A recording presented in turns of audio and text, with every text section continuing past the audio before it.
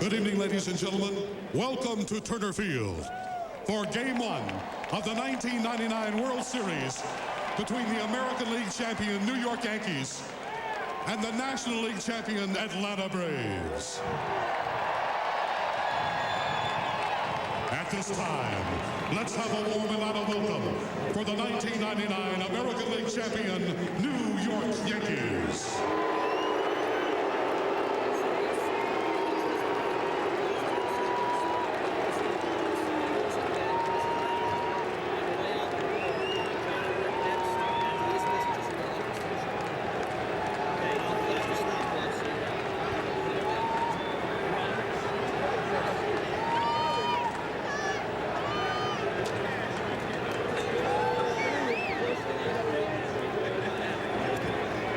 Of the Yankees is number 6, Joe Torre.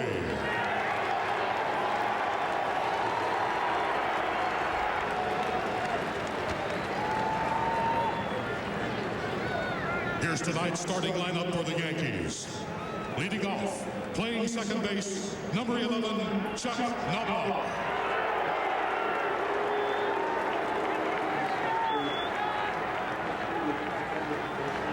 Batting second, playing shortstop, number 2, Derek Jeter.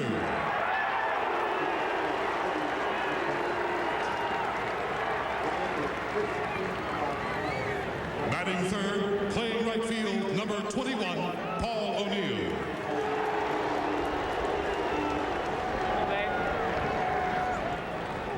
Batting fourth, playing center field, number 51, Bernie Williams.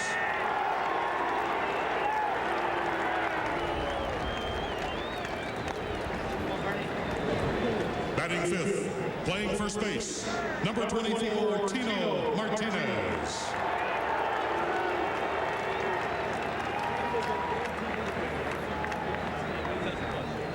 Batting sixth, in the bullpen, the catcher, number 20, Jorge Posada.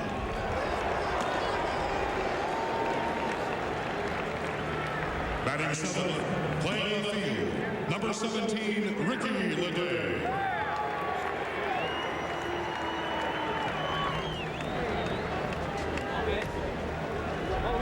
Batting eighth, playing third base, number 18, Scott Brocious.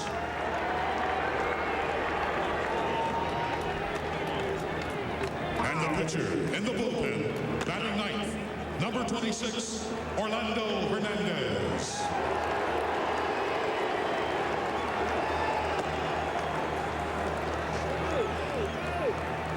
And now, get on your feet. It's time to introduce your 1999 National League champion, Atlanta Braves.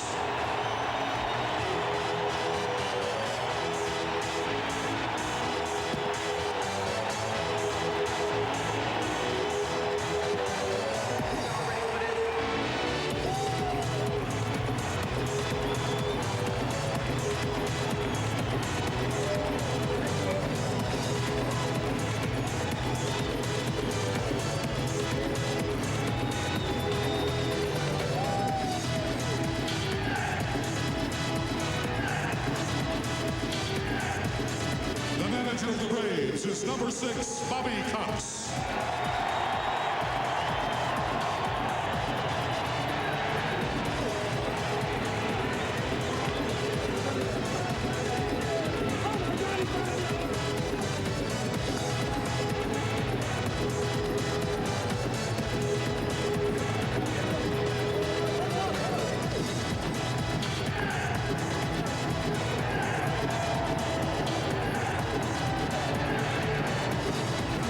Starting lineup for the Braves.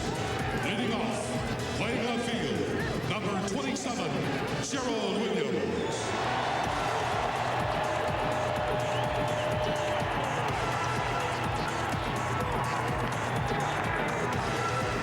Batting second, playing second base, number 24, Brett Boone.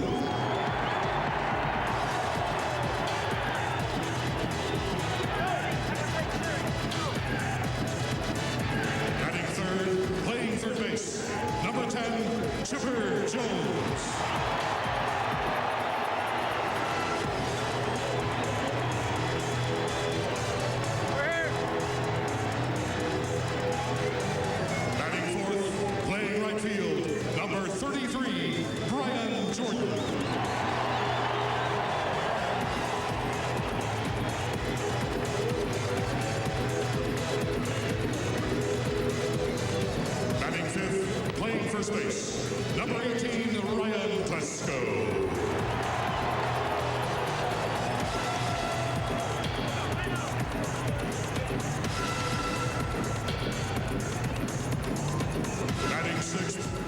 center field, number 25, Andrew Jones.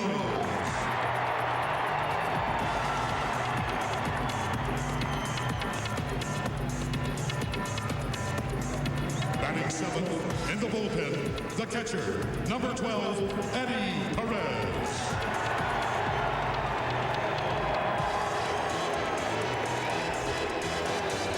Batting eighth, playing shortstop, number 22, Walt Weiss.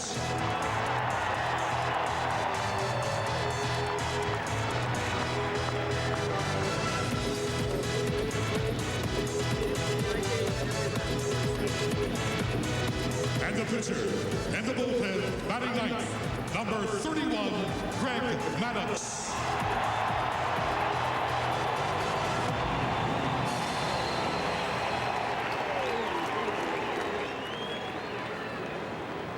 Ladies and gentlemen,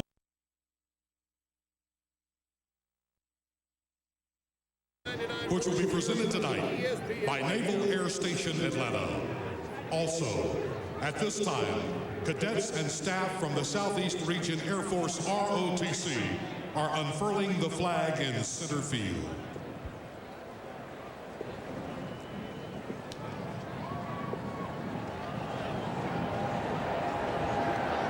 Ladies and gentlemen, please stand.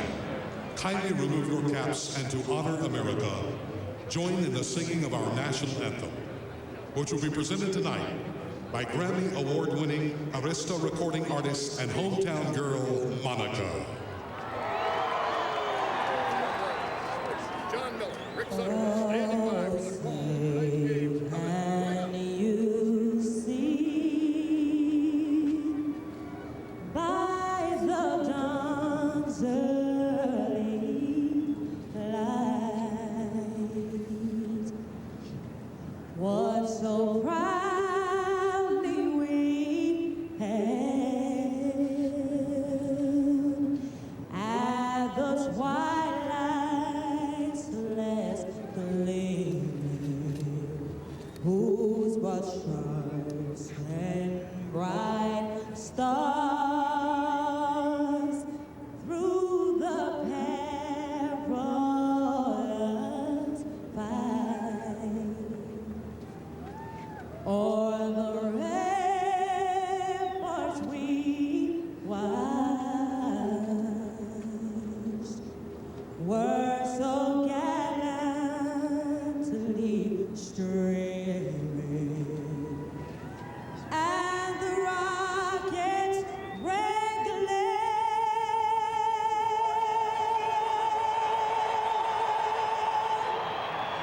the bombs bursting in air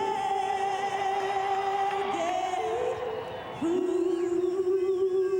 the night, that our flag was still there.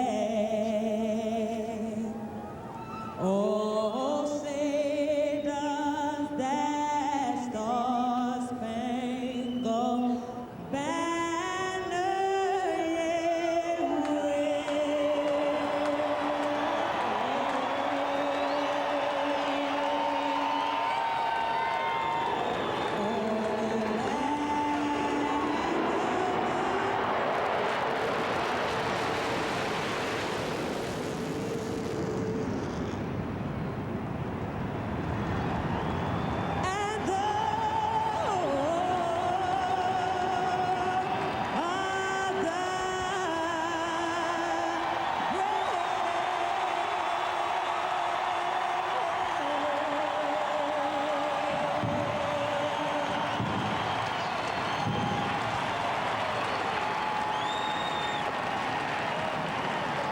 Bob Costas and Joe Morgan will have the call of Game 1 of the 1999 World Series next.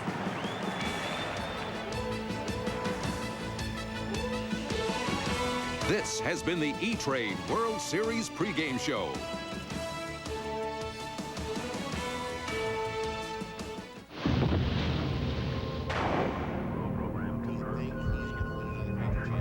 Baseball isn't measured by time. It's measured by desire. The game moves toward the end, fueled by sweat and blood. And what matters then isn't how long it took to get there, but whether or not you have the stuff you need to finish it off. The oxygen mask will be released, and in case of a sudden craving for the new chicken club from Burger King, an emergency pouch in the seat back in front of you contains one sandwich. Hey, that's my sandwich. Give me that sandwich, lady! Just give me the sandwich! Everybody's craving the new chicken club. After all, it's a masterpiece of all-white meat chicken, crispy bacon, lettuce, and tomato. Burger King. Have it your way. Jim Rosh follows his stocks every 20 minutes. Mark Phillips gets sports scores every half hour. Jeff Latrenta plays the hottest new games. And Peter and Carla Wood got the best price on a new car. They do it all at Snap.com. Barb Suprak even has a personalized version of Snap. She gets what she wants when she wants it. And now you can buy on Snap. Gifts, electronics, sporting goods, almost anything. Shop, compare, and buy. The only limit is your imagination. Do it all on Snap.com. Tonight, Norm Macdonald, Dr. Dre, Snoop Dogg, Eminem, Saturday Night Live. Puzzled about which midsize sedan to buy? Well, only one has the government's highest crash test rating while starting under $20,000. Becoming clear now? It's Ford Taurus. And right now, any new 99 Taurus is yours with a whopping $1,500 cash back, plus less than 1% APR. So see your Southern Ford dealer today, because it's easy to figure out that this offer can't last. I honestly recommend that you use Glidden paint, because I've used it myself. Paint's really simple to apply. Not only easy to spread, but it has great coverage. It's going to stay true to its color. It's not going to fade out. Scrub away with Glidden. It's not going to hurt it. And the customers are always so satisfied when they come back for more. We do matching. We'll take whatever color people need and match it up. We've got the experts that can show you exactly what you need. I like it when the people come back and tell you how successful the job ended up. Home Depot and Glidden walk hand in hand. It's a great partnership.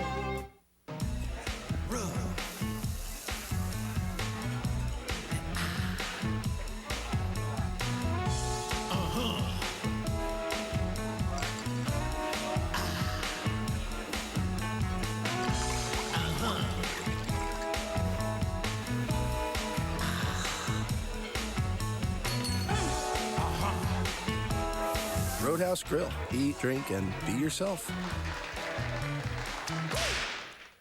It's the clearance sales event of the century, with great deals on every 99 Mercury in stock, like the versatile four-door 99 Villager.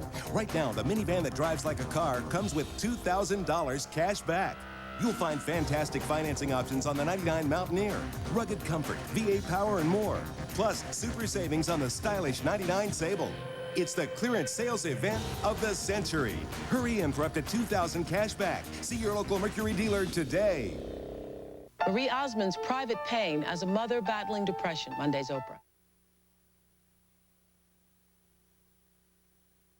The 1999 World Series. Tonight, it's Game 1. The New York Yankees versus the Atlanta Braves. Just this past Tuesday night, this ballpark was the scene for the 6th and final game of a memorable National League Championship Series. Now we turn our attentions to the World Series, and we're joined by Joe Morgan. Joe, it seems strange to say that any team catches a break when they face Greg Maddux instead of the left-hander Tom Glavine, but statistically at least, the Yankees' best hitters do much better against right-handed pitching than left. Well, that's true, but the Braves starters are all interchangeable in that they could all be #1 starters on any given day. But all things being equal, you would still rather start a left-hander against the Yankees. And the reason for that is Jeter, O'Neill, and Williams, they're all better against right-handed pitching. So I think the Yankees catch a break here, if you want to call it that, because Greg Maddux is capable of shutting down anyone. But the key for Maddux tonight will be whether he can stay down in the strike zone and keep the right-handed hitters honest and keep them from leaning out over the plate. Here's something else that sounds strange to say about a 4-time Cy Young Award winner, speaking of Maddux, and a certain Hall of Famer. He is a lesser postseason pitcher than his opponent tonight, Orlando Hernandez. who has had 5 postseason starts and has performed like Sandy Koufax or Bob Gibson. He's 4-0 in the postseason in his brief major league career, and look at that microscopic ERA, 0.97. And the thing that makes him tough, Bob, is that he throws any pitch from any angle. And what he does to the right-handers, he drops down and hits the outside part of the plate. The key pitch for him is his changeup. He falls in love with it every once in a while, but that has become his best pitch. And if he throws it for strikes tonight, the Braves could have a problem. Hernandez was 17-9 for the year. Maddox was 19-9. Let's go to our on-field reporters, beginning with Craig Sager. Craig. Well, Bob, Tom Glavine never misses a start, and I emphasize never. But tonight he is bedridden with the stomach virus and the flu. Throughout his 11-year career, he's been more reliable than the Courier. Neither rain, nor sleet, nor hail, but in this case, neither a sore arm nor bad knees or broken ribs have ever kept him from missing a start. But in the team's best interest, he called Greg Maddox to make sure not only physically, but mentally he was prepared to pitch the opener. With that assurance, he called Bobby Cox, who said, stay in bed, keep away from your teammates, and get ready to pitch in New York. Now over to Bob. Jim Gray. All right, well, Luis Sojo is not with the Yankees tonight. His father died in New Jersey on Thursday, and he has accompanied his body back to his home country of Venezuela for burial. Sojo did call Joe Torre before the game and told him that he will be back in time for Game 3 on Tuesday night in New York. Now, Sojo was going to back up and replace Chuck Knobloch out in the field. Knobloch had been informed by Joe Torre back in Game 5 at Boston for defensive purposes. But we spoke to Torre before the game, and Torre says now that in all likelihood, Knobloch will stay in the game through its entirety. Bob? Craig and Jim, thanks very much. Let's go to the Budweiser starting lineup for the New York Yankees.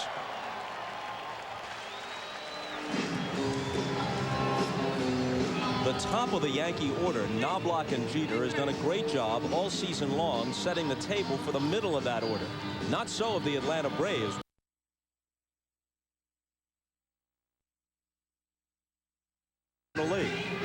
And the key for Greg Maddox, I said, is he'll have to keep the ball down in the strike zone, change speeds, move the ball in and out. He'll be relying a lot on his infield defense because he gets a lot of ground balls when he's throwing well. And Chipper Jones, 17 errors, led the Braves this year. But up the middle, Weiss and Boone and Andrew Jones, all very good defensive players.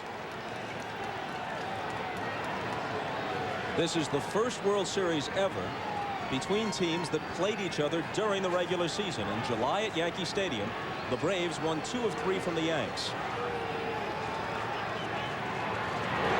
Maddox to Knobloch, ball 1. The plate umpire is the National League's Randy Marsh. Rocky Rowe of the American League at first. Steve Ripley from the National League at second. The American League's Darrell Cousins at third. Jerry Davis of the National League has the left field line. The American League's Jim Joyce is in right.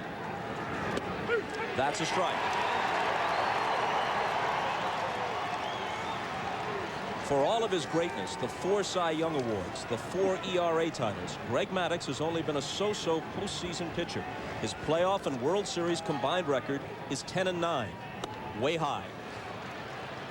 And this year, Greg's control wasn't what it has been in the past. In fact, Greg gave up more hits than any other pitcher in the National League. He gave up 258 hits during the regular season.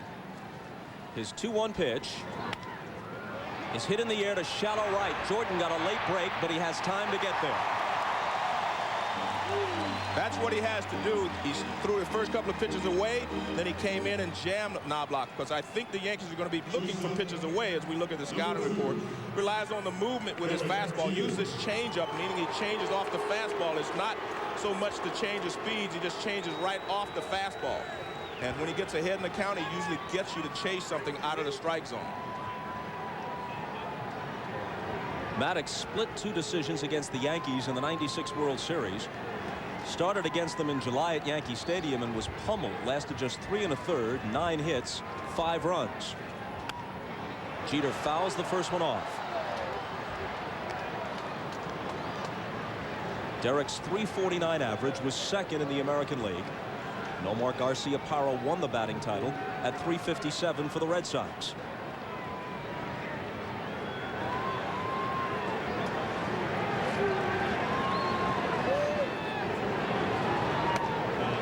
High for a ball. The Yankees are well known for making pitchers go deep into counts, but Maddox is best known for getting ahead in the count. Strike one, strike two. That's the story with Maddox. Hit back up the middle, and Jeter is aboard.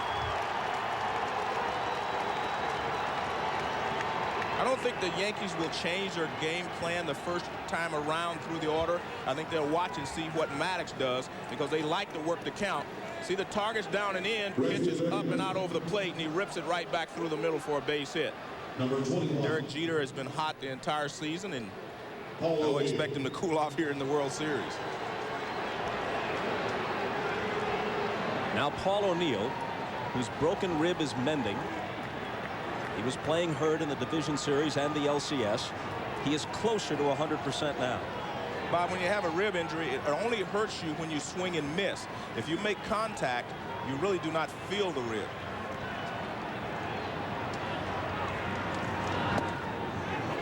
Ball one to him. A year ago, Greg Maddux was 18-9. This year, 19-9. But in '98, his ERA was 2.22. This year, it's 3.57.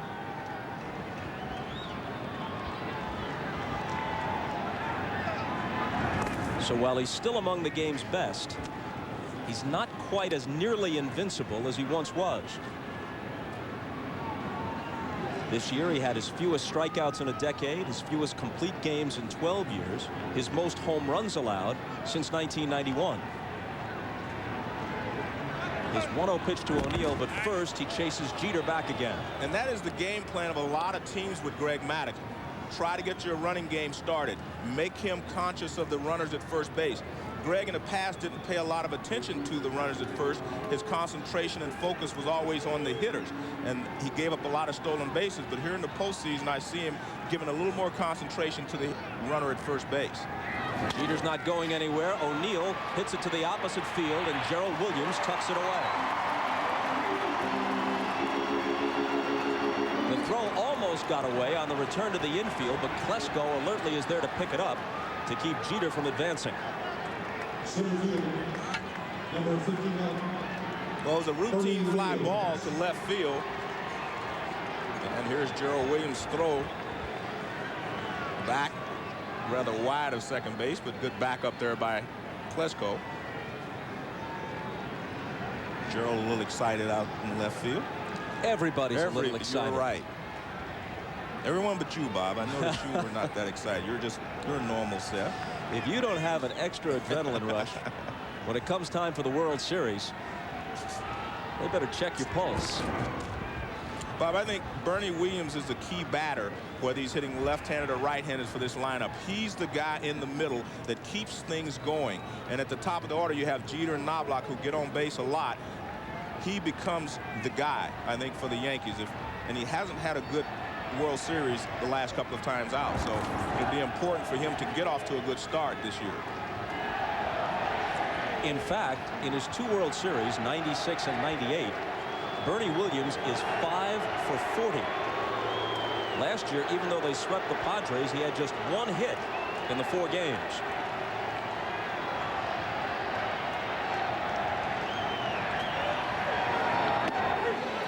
And he takes a strike. If you're wondering about Maddux moving up from game 2 to game 1 with the illness of Tom Glavine, he has plenty of rest. His last start was Sunday's game 5 of the LCS at Shea Stadium, so he's working on 5 days rest. He pitched 7 innings in that game last Sunday.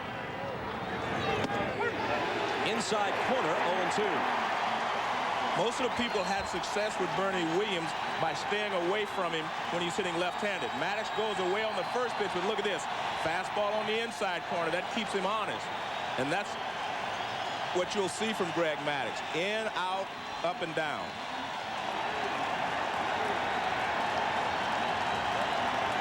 A pitch out, but Jeter remains anchored at first. Good pitch out on that play. I thought he was going to. He got a good lead, and he may have read the pitch out. But the reason I say it was a good pitch out, because you let the Yankees know that you will pitch out in certain situations when you're ahead in the count. Jeter stole 19 for the year. He was caught 8 times. He goes on the 1-2 pitch. Here's the throw from Perez. He steals it. Good move by Joe Torre. I believe You send him because you have 2 strikes on Bernie Williams, and if he makes it, he's in scoring position. If he doesn't, you have Bernie Williams leading off, and you see Jeter got a great jump off of Maddox, and the throw wasn't there nearly in time. Actually, a good pitch for Perez to throw on. He bounces it, but Jeter beats the throw anyway. As the count goes to 2-2 on Bernie Williams.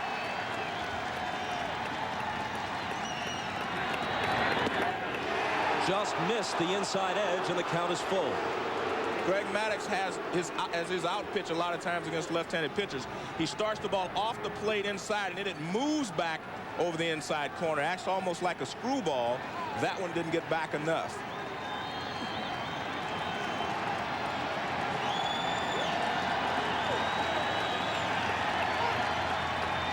Bernie asks for time. Tino Martinez waiting on deck.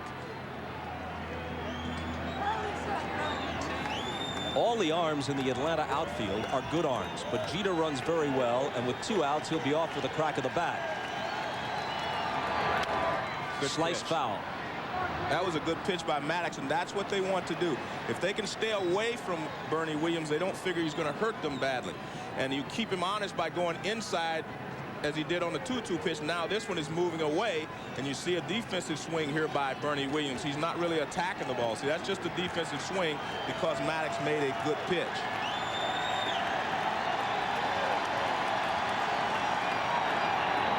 And he struck him out to end the Yankee first.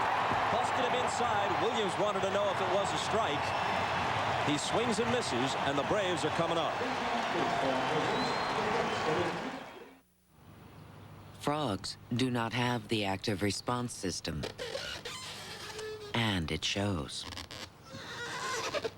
Only the Alero has the active response system. 16 features working together to connect you to the road. Frog, without the active response system. Alero, with the active response system. Alero, by Oldsmobile. Start something.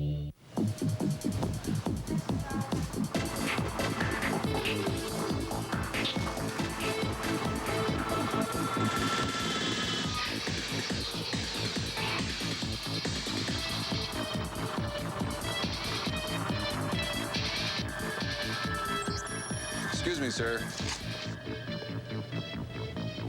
Forgot your receipt. Checkout lines. Who needs them? This is the future of e-business. Have a nice day. So what'll happen to all this now that you're going virtual? We're not going virtual. But I read you're getting into internet trading, online cash management. Well, we are, yep. The end of an era. Not at all. Online trading and the rest of it are simply new tools we're making available. You don't have to sugarcoat it for me, but I must tell you, I'm going to miss our little chats. Nelson, I'm not going away. The office isn't going away. The coffee? The ticker? Not going away. What about the little bull? Not going away. Good. Brewing is really both an art and a science. Our ability to control different parts of the process with science is critical. But our ability to taste product and to understand what a different variety of hop, what different varieties of barley will do to the absolute flavor, and to blend ingredients that change year over year is the actual true art of brewing.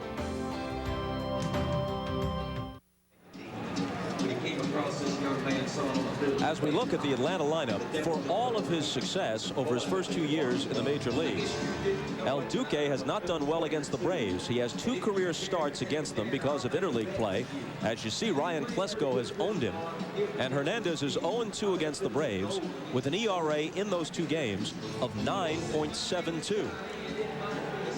There you see the numbers for El Duque on the season. And the thing that makes him tough is that he runs the ball away from some left-handed hitters and then on them. He uses both sides of the plate, and he has an excellent changeup. And I think that's the key to his success, the changeup and staying down tonight. And we take a look at the defense behind him. Chuck Knobloch, 26 errors at second base. That's quite a few.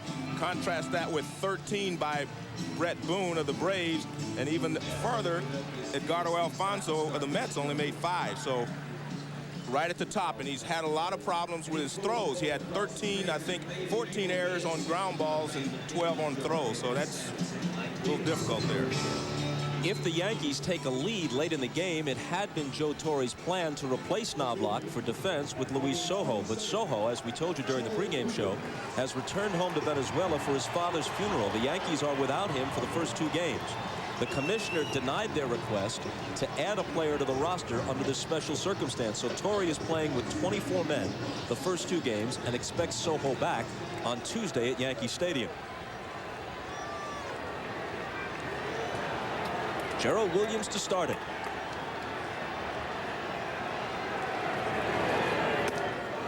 Ball 1. Williams was in a 1-for-21 dive until he doubled off Kenny Rogers to start the 11th inning of Game 6 Tuesday night and eventually scored the pennant-winning run.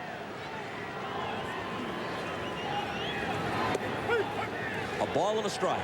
I talked to Gerald before the ballgame, Bob, and he says his team doesn't look at him like a leadoff hitter. They do not want him to go up and take a lot of strikes. They want him to jumpstart the offense by getting a base hit. So he is a little more aggressive than your normal leadoff hitter would be. He's a former Yankee.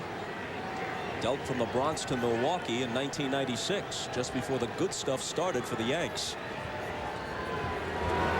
Struck him out to start the Atlanta first.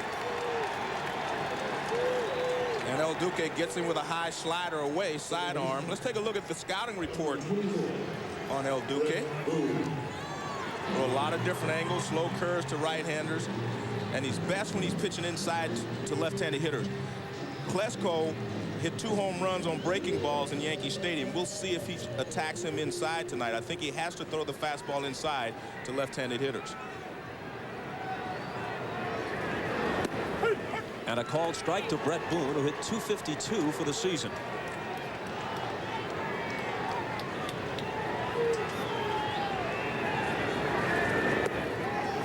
A ball and a strike. There is some dispute, as we mentioned earlier in the playoffs, about Orlando Hernandez's actual age. He'd prefer to have you believe he's 30. Most folks say he's 34. 1-2. But the key is, even though this is just his second year in the major leagues, he pitched in the biggest games in his native country of Cuba. He was the #1 pitcher there for a long time. He pitched in playoff and championship games there. He's used to pitching when the pressure is on. He drops down sidearm and misses high. I thought Joe Buck put it well during the American League Championship Series. He said the guy who got off the boat and joined the Yankees was a finished product, not a rookie. And he begins the game with 2 strikeouts. When he throws from so many angles, it is very difficult to pick the ball up as quickly as you'd like as a hitter. And that's what is happening so far. Had Gerald Williams chased the high slider out of the strike zone, he drops down to Boone and throws him a good fastball. Boone picks it up late, and he becomes the 2nd strikeout victim. Now he has to deal with Chipper Jones. Chipper hit 45 home runs during the regular season, most ever by a switch hitter other than Mickey Mantle. He's yet to connect in the playoffs.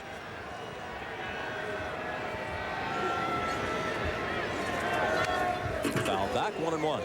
He hasn't hit a home run in 1 month, Bob. That was he hit a home run against the New York Mets. He hit 4 in the 3-game series here they had in early September. It's interesting they're having a conversation here, because if you're going to try to get Chipper Jones out with a fastball, usually you like to go inside. He left both pitches out over the plate, and I think he wants to talk to Posada about maybe throwing him a few change-ups or something off speed just to see how he reacts. Chipper's 2 for 5 in his career with a homer against El Duque. Just off the outside corner, 2-1. It's a chilly night here, 49 degrees, wind chill 31. Inside 3-1. October 23rd is the latest start date ever for the World Series. Brisk wind blowing, as you can see.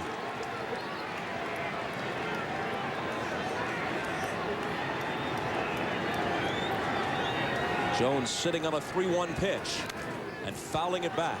There has never been a World Series game played later than October 28th. If this one goes 7, the last game is scheduled for Halloween.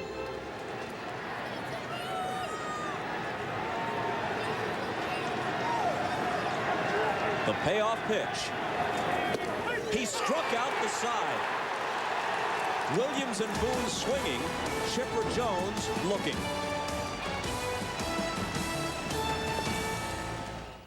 There comes a point when one more word will ruin the story. When one more step will spoil the dance.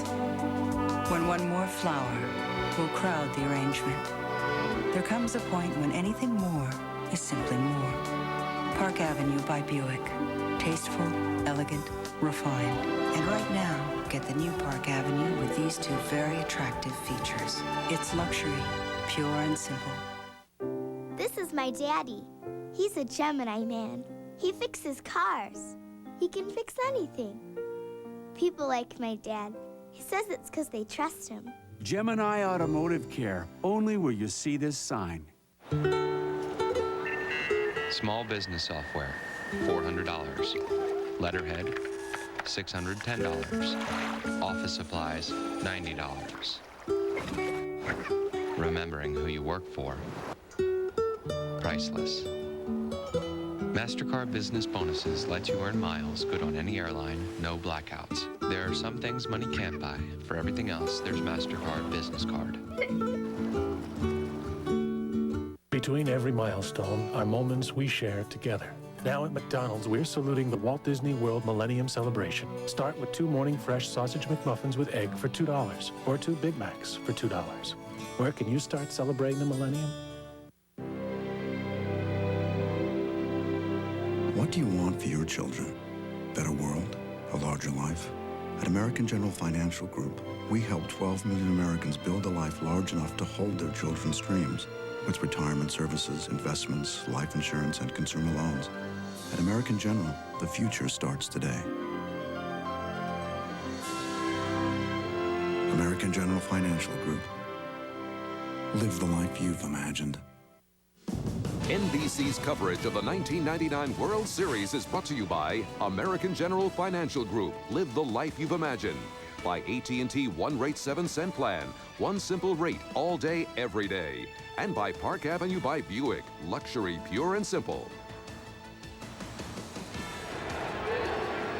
A shot of Centennial Park from the Goodyear blimp. Stars and Stripes, based in Pompano Beach, Florida. At the controls is pilot Dick Esch. This ballpark, of course, was the Olympic Stadium before being converted for baseball to Turner Field.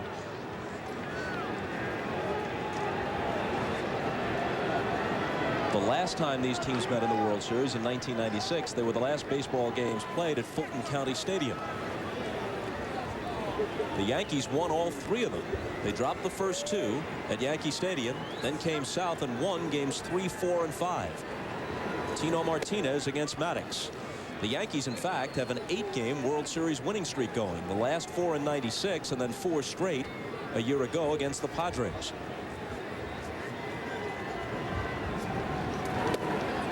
Two 2-0.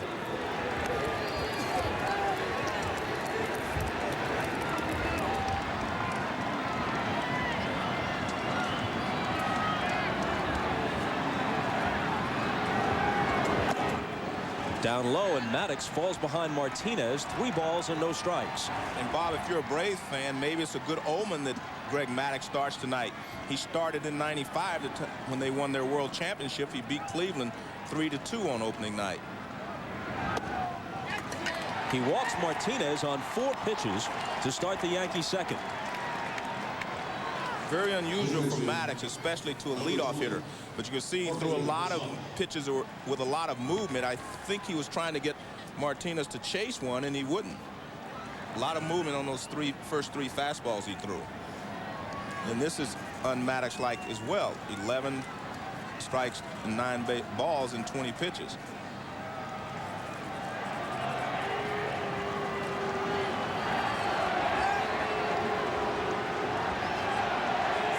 His first one to Posada, a double play ball to Boone. He flips to Weiss for 1 on to first, and they turn it 4-6-3. When Maddox is at his best, he gets a lot of ground balls. And he will always get you the ground ball when he has runners on base. That's how he comes out of any jam that he might find himself in early in the ball game. See that ball sinking down and away? Posada tries to pull it. Perfect. 4 to 6 to 3. So you throw 4 bad ones to Martinez, but 1 good one to Posada takes care of the mess. Here's the left fielder, Ricky Leday. As a rookie last year, he went 6 for 10, including 3 doubles in the World Series against San Diego. He would not have played tonight had Glavine started. Chad Curtis would have been in left. A high fly ball, shallow left field. Williams in and toward the line to complete the New York second. No score after 1.5. Game 1.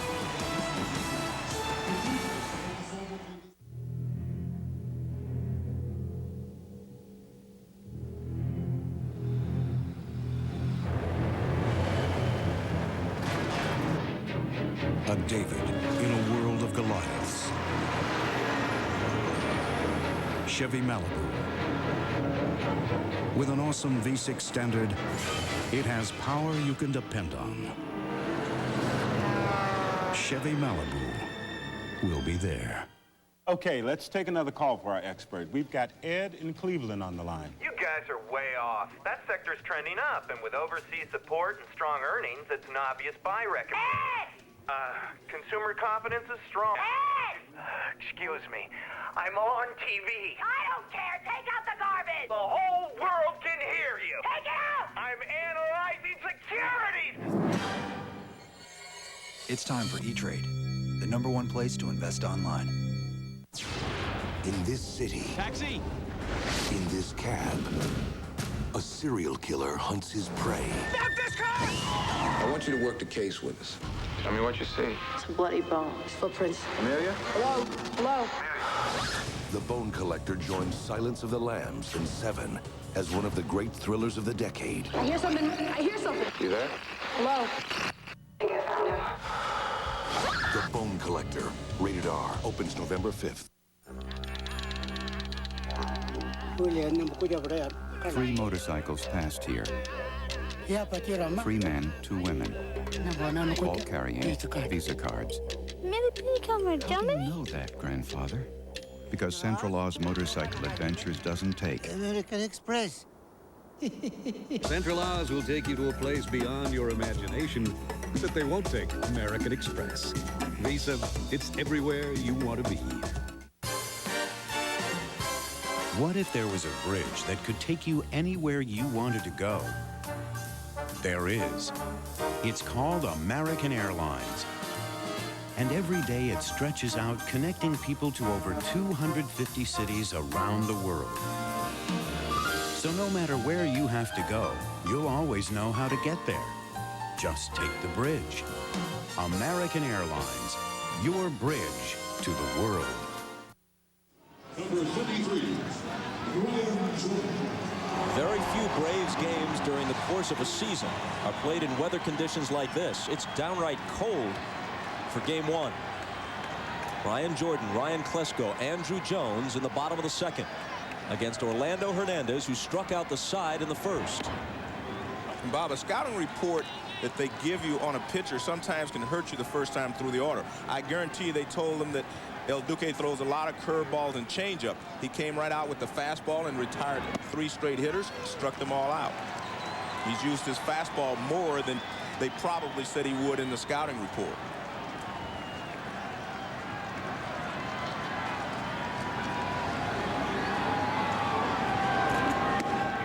And he falls behind Jordan 3-0.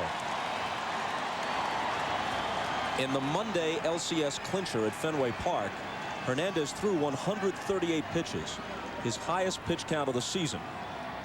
Working tonight on 4 days rest. Called strike, 3-1. And he doesn't want to walk Jordan leading off the inning because Ryan Klesko is next, and he's had a lot of success against El Duque. You deal in understatement, my friend. 5 for 5 with 2 home runs. The 3-1. Hit in the air to right center field.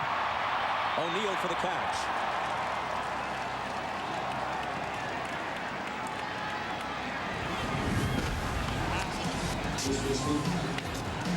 Here's a look at some of the damage Ryan Klesko did at Yankee Stadium off El Duque. As Joe mentioned earlier, both were curveballs, and he jumped on them. And we'll see how he pitches him here in this ballpark.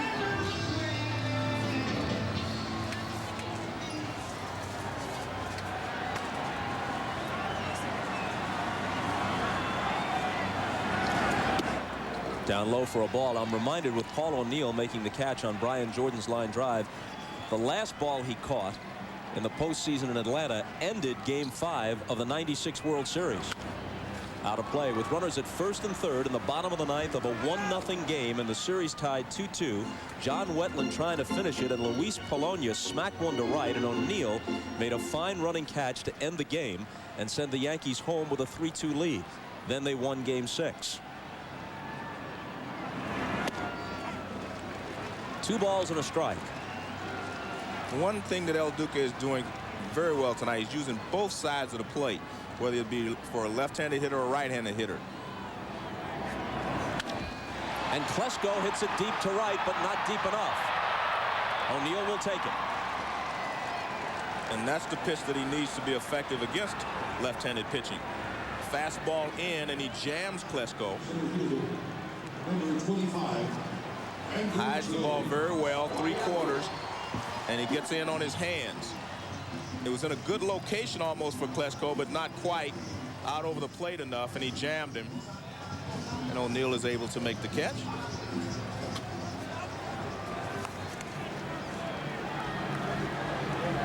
First time Hernandez has ever retired Klesko. Now he faces Andruw Jones and starts him with ball 1.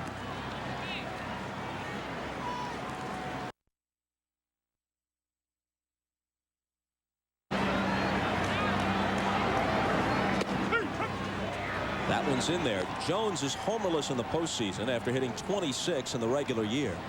2 of them in July at Yankee Stadium.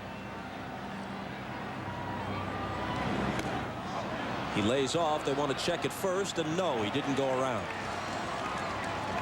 One of the things that Jones wants to do is make sure he gets a good pitch to hit a strike. He will go out of the zone a lot of the times. That pitch is out of the strike zone, but he's able to check.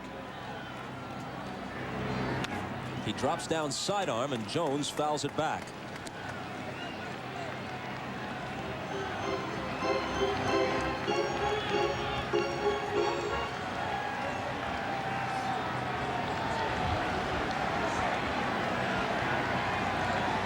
Now the 2-2. And that'll make the seats. And that's what the Yankees will try to get Jones to do, is go out of the strike zone. That pitch was up and out of the strike zone, but Jones with 2 strikes chases it. El Duque throwing a lot of fastballs. I mentioned this one's up out of the zone. You see Andruw takes a hack at it.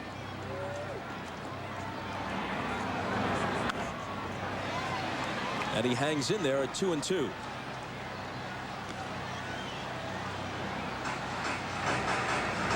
With nobody on base, Orlando Hernandez is working at a much brisker pace than we usually see him work. But when he gets in a jam, he's very deliberate. Another foul. Hernandez with that very distinctive scissor kick delivery. He kicks that left leg so high he could plant a kiss on his knee if he wanted to. That helps him to hide the ball, especially from right-handed hitters. Good battle between Hernandez and Jones. When he kicks up real high, now watch, this is what the hitter sees. Nothing but knees. That's all you see as a hitter. You can't find the ball. And it lets him hide the ball a long time, and you only find it once he gets it out in front of him. Another 2-2 pitch. Full count to Andruw Jones. Just as it was on Tuesday night when his patience paid off and he got the pennant-winning walk from Kenny Rogers. Straight over the top curveball, overhand curveball, something that he doesn't throw very often to right-handed hitters. He'll do that to left-handed hitters, but not very often will he throw a a right-hander an overhand curveball. Here's the 10th pitch of Andruw Jones at bat. And Jones wins the battle, drawing a 2-out walk. And that was a very good at-bat for Jones in that he showed the Yankees that he's going to have more patience here in the World Series than maybe had throughout the season. And Don Baylor has talked to him all during the season. Hey, you need to be more patient. Make them give you a pitch to hit. Don Baylor is also credited with Chipper Jones hitting for more power from the right side. He said he made him more aggressive, swinging a little harder and getting better results from the right side. And all these Atlanta hitters will be without Baylor next year. He'll have his choice from at least a few offers to manage. Cubs, Brewers, Angels, Indians, all said to have at least some interest in Don Baylor. Now Eddie Perez, the MVP of the National League Championship Series. He went 10 for 20 with 2 home runs against the Mets. This after a .249 regular season with just 7 homers. El Duque works at holding runners tight because, you know, when he has his high leg kick, you feel like you can steal a lot of bases on him. But he actually releases the ball pretty quickly to the plate, and he concentrates on keeping you close at first base. Jones gets back. Among the Yankee starters, only Andy Pettitte is truly effective at holding runners, and he has one of the best pickoff moves in the majors. Pettitte is the starter for Game 3.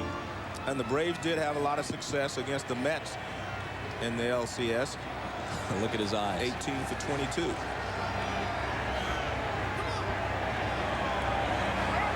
He bluffs the go, and time was called before the delivery. One of the things that El Duque will do to stifle the runners at first base is he'll hold the ball a little longer. And when you do that, sometimes the hitter gets anxious, and that's why Perez called timeout. But he varies his delivery time. He'll hold it one time. Next time up, he'll just go right to the pit, his chest, and throw the ball to the plate. Now he comes home, and it's up and in. There was a time when Eddie Perez was just known as Greg Maddox's personal catcher. Javi Lopez was the regular otherwise, but then at midseason, Lopez went down with a knee injury, and Perez became the regular guy.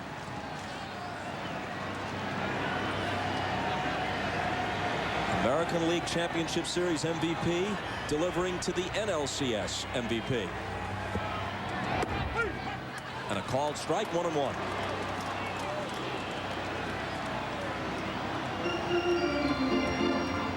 Perez is 31 years old, spent 9 years in the minors before being called up in 1995. He's never gone back.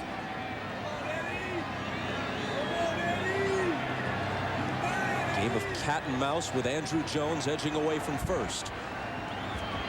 Not going, and Perez is way out in front, 1-2. This is the pitch that El Duque is famous for. He drops down and throws a sidearm breaking ball, and Perez just chases it. Way out in front, and the ball is way off the plate.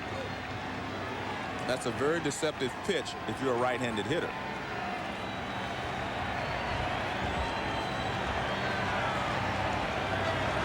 Here's the 1-2, and time again was called at the last instant. And Hernandez very upset with this one because he felt like he didn't hold it as long as he did before, and he was about to release the ball, and that the umpire called timeout rather late. As we told you, as soon as someone gets on base, El Duque's pace becomes about as deliberate as any pitcher in the major leagues. 1-2 pitch, hit deep to left, down the line, and in the seats foul.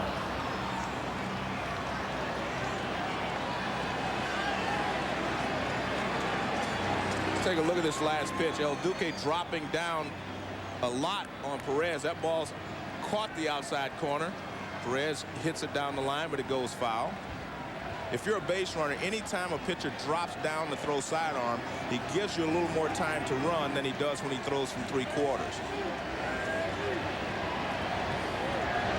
And another 1-2 pitch, but first Jones has to dive back again.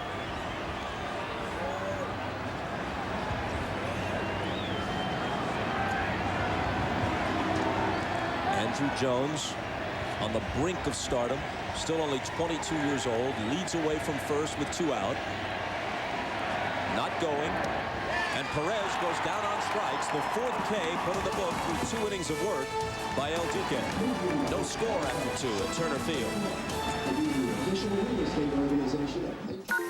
Okay, with AT&T's new one-rate 7-cent plan, now your calls all day, every day are just 7 cents a minute. Yeah? What about those nickel plans? Okay, it's not always a nickel. It's not.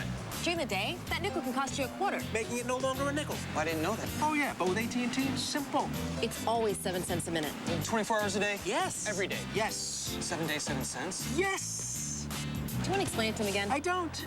All day, every day. Call 1-800-41-RATE to enroll.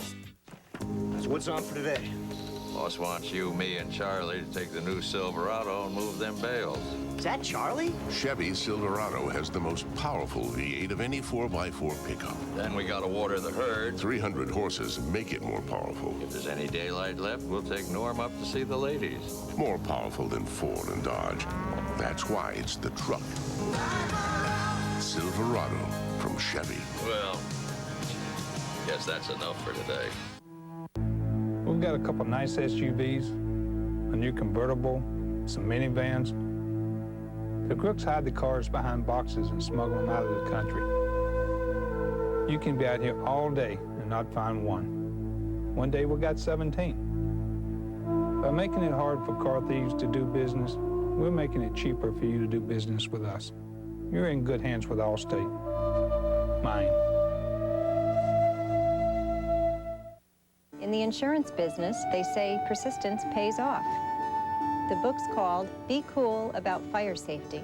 Last year, I passed out about 10,000 copies to kids in Albany County. One went to a little girl who saved her family when their house caught fire. This year, I'm passing out more books. 'Cause in this business, did I mention, persistence pays off. You're in good hands with Allstate. Mine. NBC invites you on a magical adventure where a forbidden love Families are gonna fight each other. starts an epic battle that threatens everything. Leprechauns, NBC Sunday in 2 weeks. And log on to NBC.com for your chance to win the Kodak Pot of Gold Sweepstakes. Welcome back. Jim Gray, not in Hotlanta tonight. You're looking at a heater in the Yankee dugout. Turner Field doesn't have any heaters. They've never needed any heaters, but it's below freezing with the wind chill factor tonight. So this afternoon, the superintendent of Turner Field went out and rented a bunch of heaters tonight. They didn't want to buy them because they don't feel they'll ever need them again, but the weather forecast, Bob, is for cold temperatures again tomorrow, and they certainly need them tonight. Up to you. Jim, thanks a lot. A ball and a strike to Brocious. Well, everything has its price. When you expand the playoffs without shortening the regular season, when all the games are played at night for a larger primetime audience, you're going to get some games played under weather conditions as you move to late October that are less than ideal. Hit toward the hole, an opposite field single for Brocious to start the Yankee third.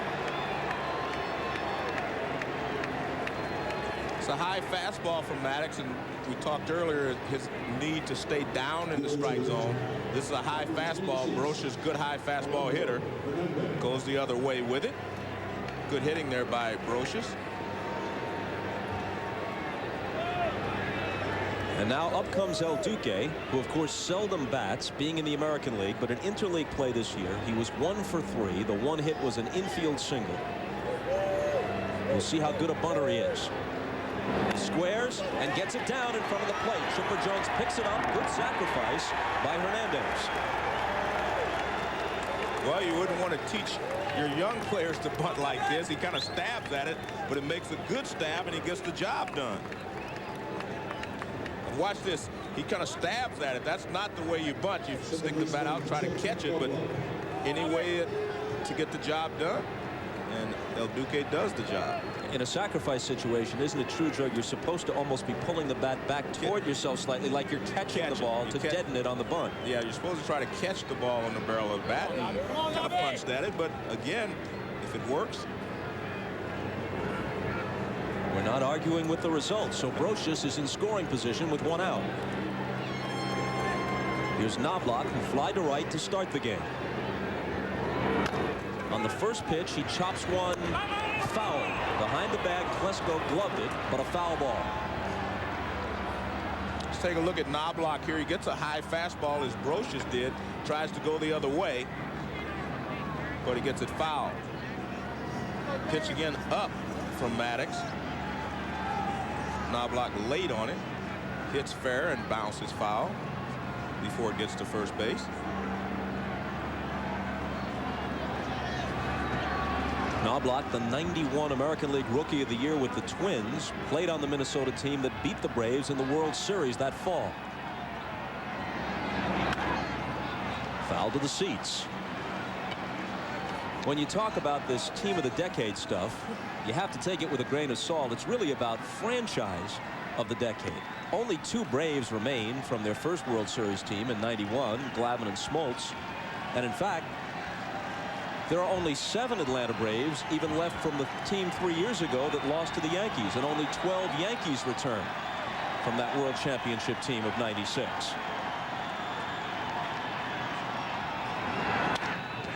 A liner to center. Andrew Jones closing ground on it, makes the catch.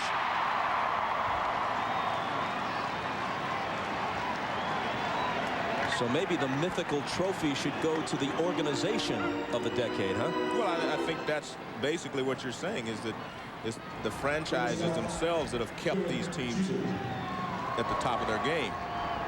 But the one thing to remember about the Braves is that the nucleus of their ball club is still together, and it's always been their pitching staff, their starting pitchers. And Maddox, Glavine, Smoltz, and one time Steve Avery. If the question is sustained excellence, it's already case closed. Right. The team of the decade is the Atlanta Braves, but the Yankees have a chance to win their 3rd world title in 4 years and to do it twice at Atlanta's expense. Here's Jeter, single and stole a base in the first. Well, do you measure it by games won in the decade, or do you measure it by championships won? And I think that's the key. Jeter single on a fastball out over the plate in the first inning. Maddox tried to get that fastball in on him, and he fouls it out of play. Brocious at second with 2 down. That one's low, a ball and a strike.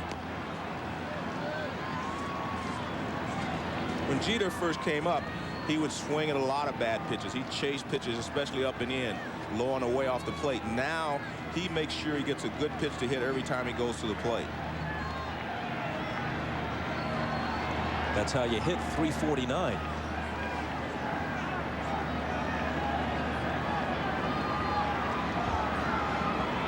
One of the 3 great shortstops gracing the American League now. You can throw in Omar Vizquel at a different stage of his career, especially for the glove, but I'm thinking Garcia Parra, Rodriguez, and Jeter. Fastball up and in, 2-1. That was a purpose pitch. He wanted to throw that fastball tailing in to let Jeter know that he can't lean out over the plate, because Maddox feels probably that his best pitch is a sinker away from Jeter if he wants to get him out. Like that. Bouncing ball to Boone. As short-handed as they come, and he throws him out. To the bottom of the 3rd. No one's broken through yet in game 1.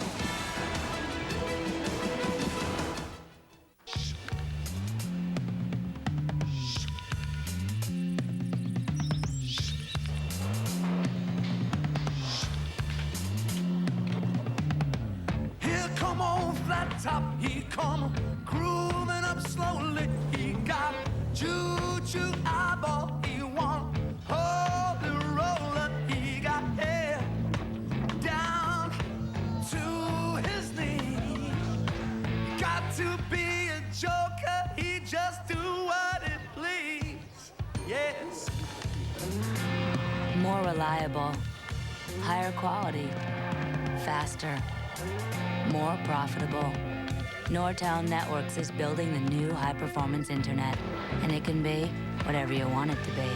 So tell us, what do you want the internet to be? Come together right now over me. 5 things to consider about the Chevy Impala. It's new. It starts under $20,000. It's designed, engineered, and built to be carefree. It's at your Chevy dealer now. It's received the highest frontal crash rating possible. 5 stars from the federal government. The new Chevy Impala. As USA Today put it, it's a lot more car than you imagine, at a lower price than you expect. The new Chevy Impala. Let's go for a drive. Someday there will be no subways or corporate ladders to climb. If retirement is a bridge to be crossed when we get there, then we must accept whatever lies ahead of us. If it is one we must build, then let us begin.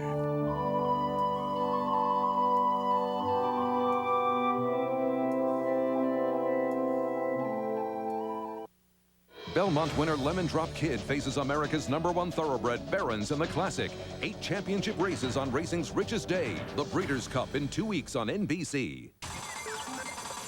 Sunday, the dramatic and action-packed Bikeford, plus spectacular 6-man street luge and more. The Gravity Games, Sunday at 4 Eastern on NBC. Shortstop, number 22.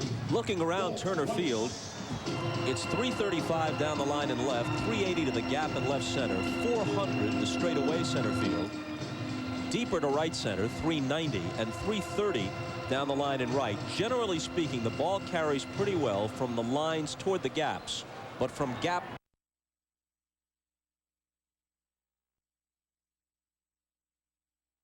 Walt Weiss starts it in the bottom of the 3rd, and that one floats in there for strike 1.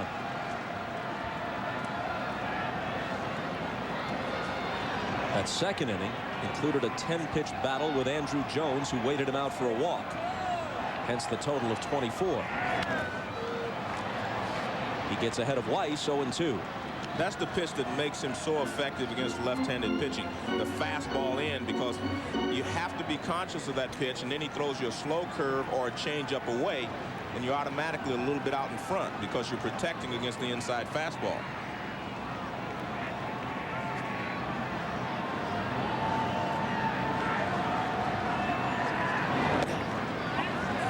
One and 2. Weiss hit just .226 during the regular season. A bit better than that in the playoffs, and he's a good glove man. Jose Hernandez and Ozzie Guillen are among those on their bench, both of whom can play shortstop. 2-2. Both Ozzie Guillen and Jose Hernandez contributed.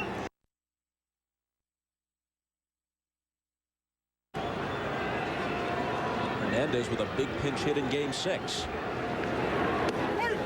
Got him looking for his 5th strikeout.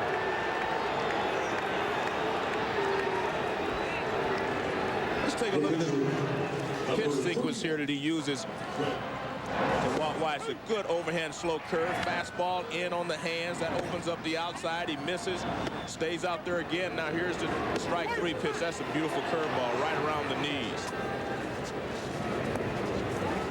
A ball to Maddox, who's always been a good hitter. He's had higher averages than this year's 172. But perhaps taking his own advice from the commercial that chicks dig the long ball, he went deep twice this year.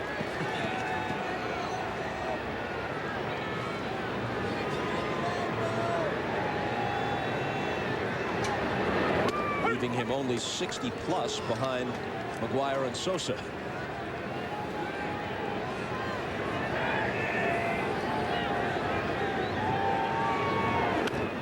Fouled off, 2-2. Joe Torre says that Orlando Hernandez reminds him of Juan Marichal, the great Dominican right-hander for the San Francisco Giants, with the wide repertoire of pitches and the command of all of them.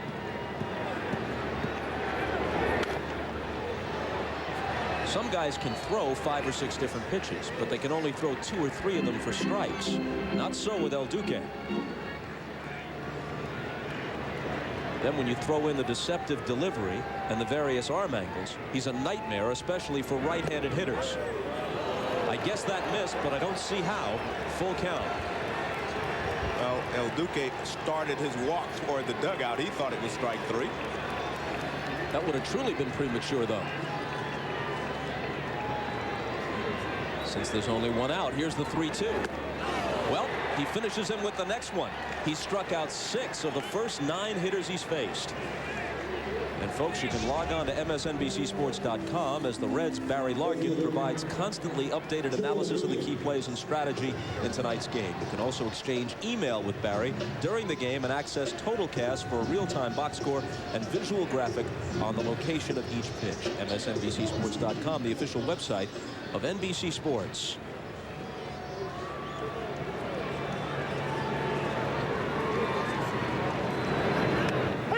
Williams bluffs the bunt and takes the strike. Exchange email with Barry Larkin. Dear Barry, do you like Cincinnati? Do you stay there in the offseason? Where are you staying in Atlanta? Strike 2.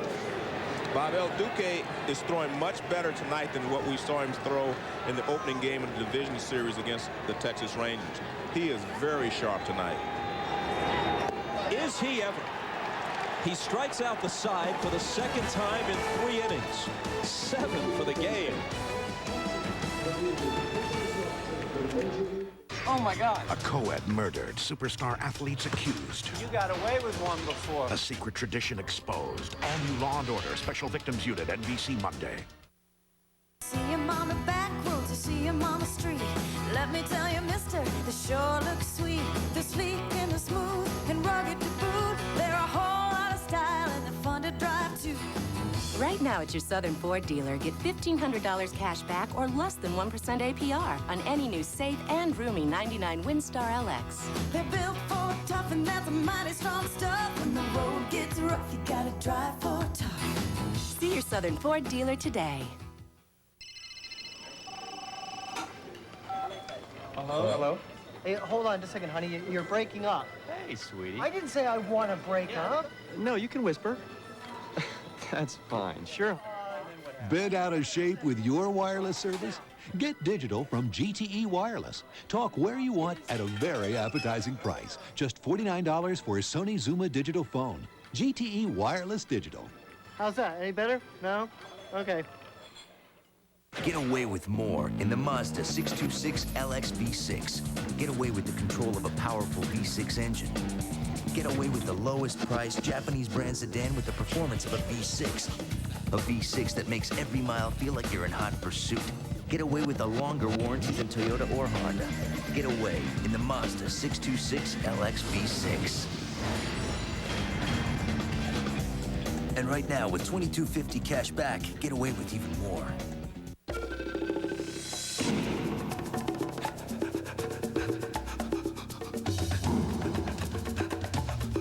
With its powerful V6 engine and rugged construction, the Grand Vitara is perfectly engineered to speed you to safe haven. The V6 Grand Vitara from Suzuki. MotorWeek's best small SUV of the year. Suzuki. Marie Osmond's private pain as a mother battling depression. Monday's Oprah.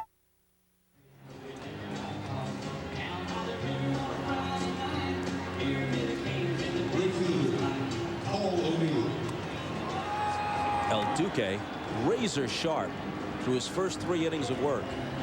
Hasn't allowed the Braves a hit. Only one man has reached. Andrew Jones had a walk in the second, and he struck out 7.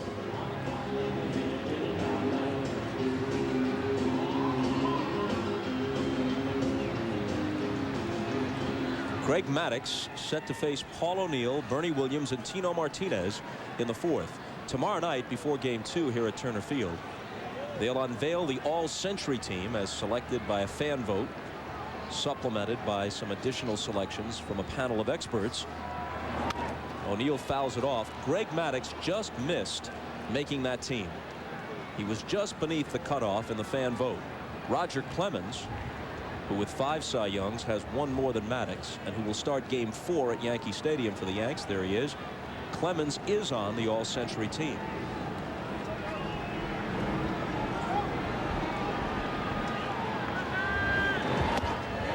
Threw it by O'Neill upstairs, 0-2. Well, he threw a fastball away, and I think, watch O'Neill, see if he starts out to get another fastball away. So he starts out there, and then Maddux releases the high fastball in, way out of the strike zone. Unusual for O'Neill. He doesn't swing at that many bad pitches. He flied to left his first time up. Beautiful. And Maddox dispatches him on 3 pitches. Well, that's the screwball-like Bernie Williams in the first inning and wasn't successful. Now watch where this ball starts. It's way off the plate. Look at that, it's way inside. Then all of a sudden, look at it, it starts to move back toward the inside part of the plate. Beautiful pitch there. And that's the pitch that he uses so effectively against left-handed hitters. O'Neill not happy. He, of course, familiar with Maddox from all of his years in the National League. And then there have been interleague games the past couple of years and the World Series of '96. 1-0 to Bernie Williams, who struck out to end the first, and he steps out of the box.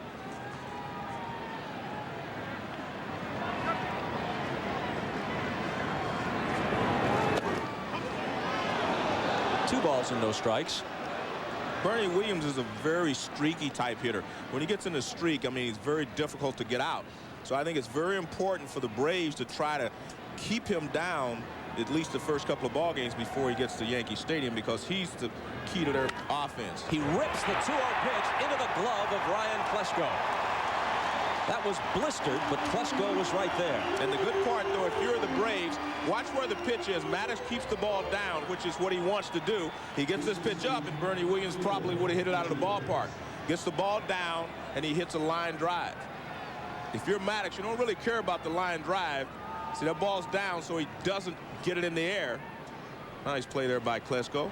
How much does a scorcher like that sting on a night like this, as chilly as it is? It would hurt more if you were a regular fielder. He's got a big web in that glove. Oh, that's true. Base. He's not using that little mitten that you used to use at second base. Or any other infielder. But look at that big web. He's got plenty of room in there. The 1-0 pitch to Tino Martinez. Goes the opposite way. Gerald Williams retreating, not quite to the track to take it. Maddox makes quick work of the Yankees in the fourth. Terrific duel shaping up between Maddox and El Duque.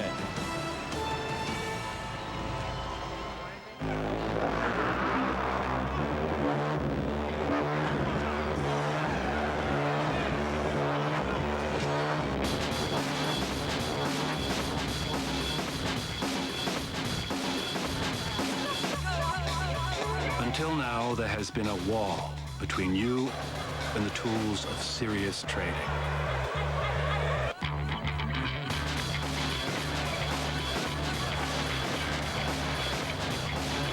That wall is coming down.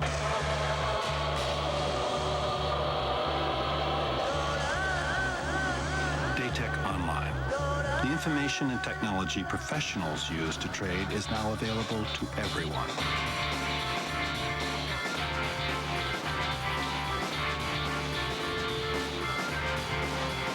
Daytech Online. The rules are changing. Hi, I'm Doug Flutie, pro football player and father of an autistic child. I started the Doug Flutie Jr. Foundation to help less fortunate families of autistic children get the support they need. Here's a way you can help. Just dial 1010-220. All calls up to 20 minutes are only 99 cents, and 1010-220 will make a donation to the Doug Flutie Jr. Foundation every time you use it. So dial 1010-220, get up to 20 minutes for only 99 cents, and help some great kids at the same time. It's a win-win situation. Chevy trucks are the most dependable, longest-lasting trucks on the road. And now, during Chevy Truck Month, get the driving security of a 2004-door Chevy Blazer with more standard horsepower than Ford Explorer and 2.9 APR financing or $1,500 cash back. During Chevy Truck Month, you'll find the biggest selection of the year on the most dependable, longest-lasting trucks on the road. Chevy trucks.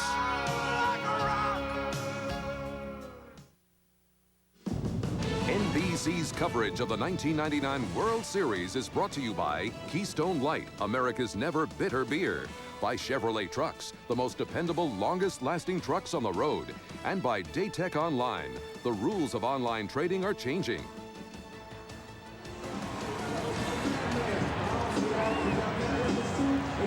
Again, the view from the Goodyear Blimp Stars and Stripes. Goodyear currently maintains a fleet of 7 blimps, 3 domestic and 4 international operations.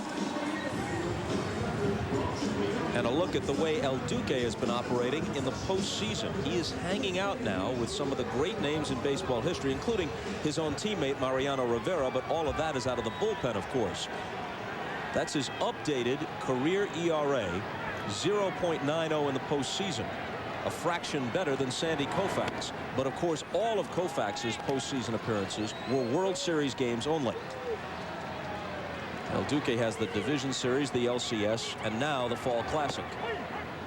1-1 to Brett Boone.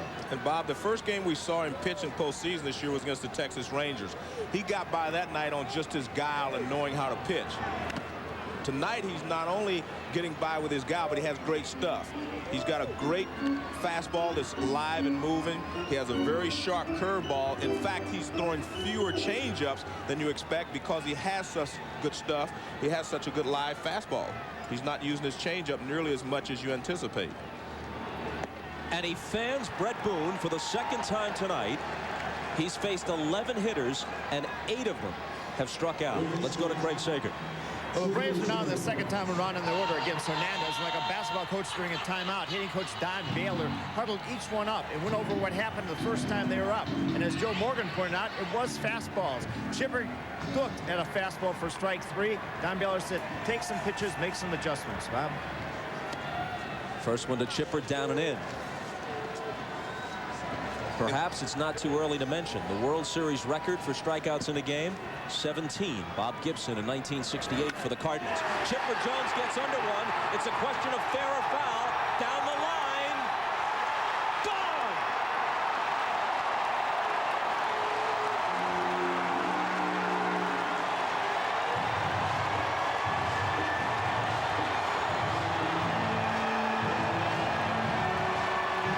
The first hit off El Duque is Chipper Jones' first home run of this postseason.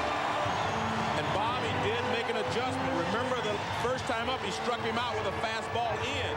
He had set him up better, but what does Chipper Jones do? He looks for a fastball in. That's where a hitting instructor is so valuable, telling you to go up there and make adjustments to how they got you out the first time up. And Chipper made an adjustment and drilled the fastball out of the ballpark.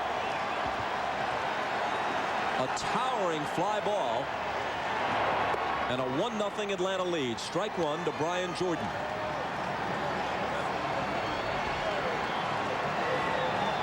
Exactly a month since he last touched one off.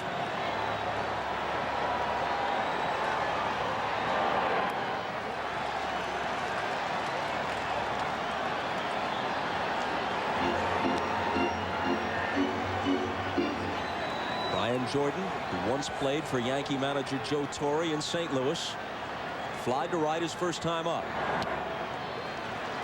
2-1.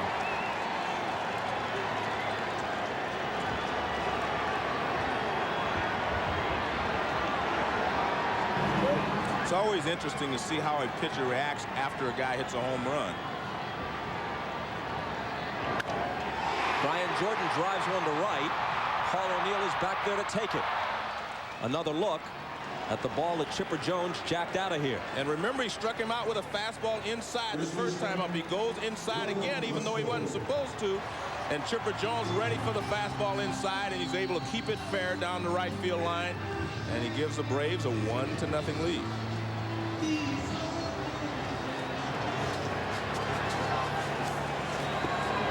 Now Ryan Klesko, who flied to right in the second. Broken bat comebacker. El Duque to Martinez. But the Braves are on the board first. Chipper Jones, the likely National League MVP, gives them a 1-0 lead after 4.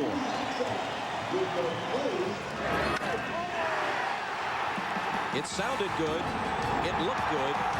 It's on the board. 1-0 Atlanta. Meet Carlos Sandoval, veteran Navy SEAL, trained to go through anything, equipped to survive it. Introducing the Chevy S10 Survival Pack. CD, automatic, air, aluminum wheels. Over $1,500 in savings and $1,250 cash back. You might think that could weaken a Navy SEAL. Fat chance. The Chevy S10 Survival Pack. Like a rock. Well, At least we made it halfway to Colorado. Wait a minute. You thinking what I'm thinking? Beer. And I was gonna buy the first round. First round of what? Dirt? What's the matter, guys? Lost? We're just looking for cold Coors Light, mister. How about that canteen up the street? This don't look good. Grab some seats. I'll buy you a beer, too. Coors Light. Never figured it any other way. Frost Brewed, Rocky Mountain Cold, Coors Light.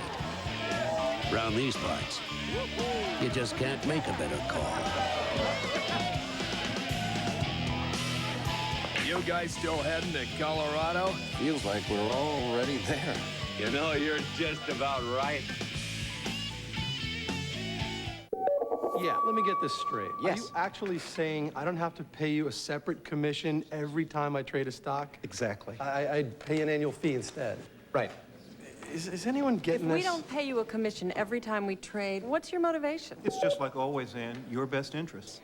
Could you just explain it again? Maybe what it is the fee is based on the value of our portfolios. So when we succeed, they succeed. You'll have to be patient with us. This is all very new. This November, the biggest movie events are coming to NBC with the untold story seen through her eyes. Mary, Mother of Jesus. What if they're right? Y2K the movie. The network television premiere, Men in Black. And Sunday in 2 weeks, The Magical Legend of the Leprechauns. This November, the biggest movie events are on NBC. Maddox staked to a slim 1-0 lead as we go to the fifth. Posada, Ledet, and Brocious due for the Yankees. Hard to imagine the Atlanta Braves winning this World Series without a major contribution from Chipper Jones. They got by the Astros and the Mets without Jones doing the sort of thing he did throughout the regular season. He homers in his second at-bat of this game.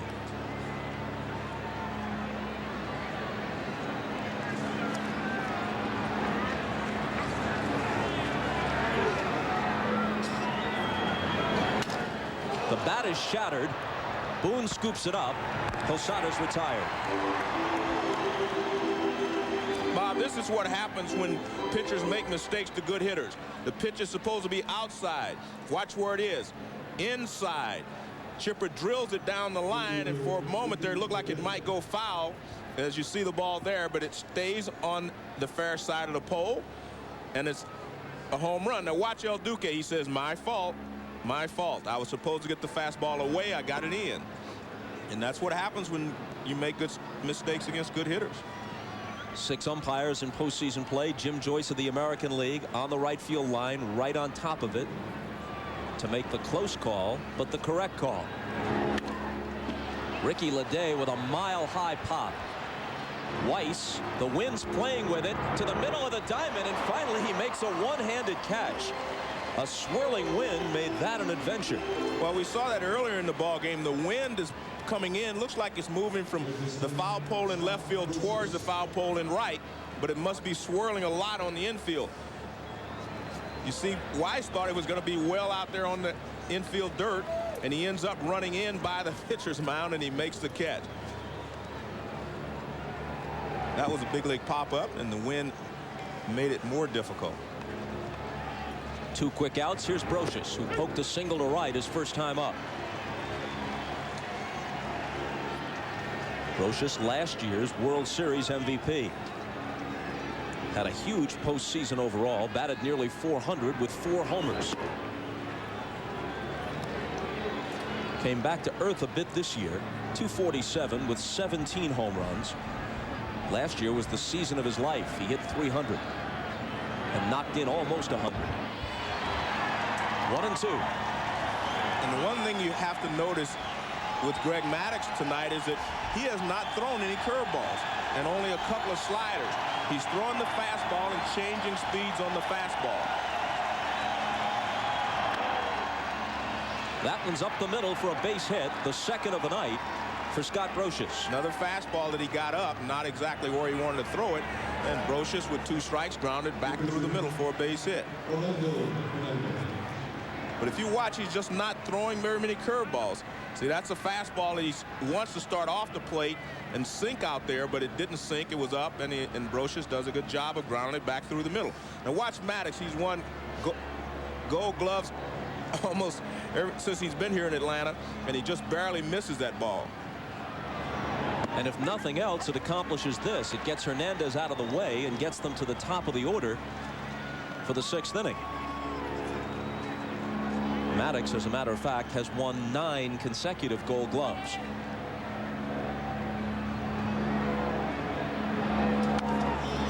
Quickly ahead of El Duque, 0-2. We asked Joe Torre about Hernandez as a hitter. He described him as a whale and bail guy.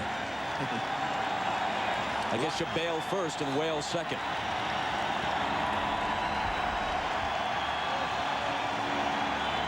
He bails, he whales, he pokes it to second. Boone flips it to first, and the Yankees are done in the 5th. The Chipper Jones home run has Maddox and the Braves in front, 1-0. Elevator to lobby. By George. Contacts, $320. Treadmill, $800. Wonder Bra, $26. Facelift, $3,000. Being happy with who you are, priceless. There are some things money can't buy. For everything else, there's MasterCard. Happily accepted, most everywhere.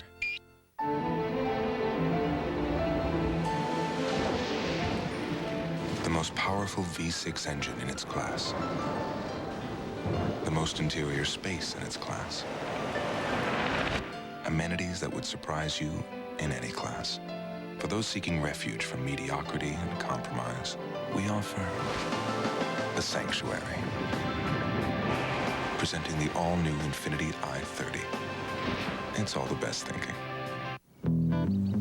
There's my husband, Nolan Ryan, still throwing heat. Can you believe he's got arthritis? You see, Nolan's doctor says the best way to control arthritis pain is to keep moving. And to make it easier, he recommends Advil. Nothing's been proven stronger on arthritis pain, yet it's gentle on his stomach. In fact, I take Advil for my arthritis pain. That way, we can exercise together. Advil, stronger than pain. As you might expect, Teller and I don't see eye to eye on investing. I like to avoid risk. Teller's a little more daring. We do, however, share the same new way to trade online. Introducing Power Street by Fidelity, the first site with trading tools customized by Lycos to fit your life, your goals, your unique way of doing things. Look, the market's up. Or, in your case, down.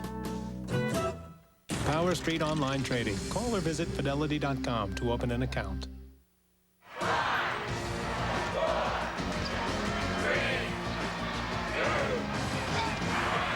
NBA 2000, are you ready? Get excited for a special Monday Friends. It's like it's coming right at me. Friends, plus an only Veronica, NBC Monday.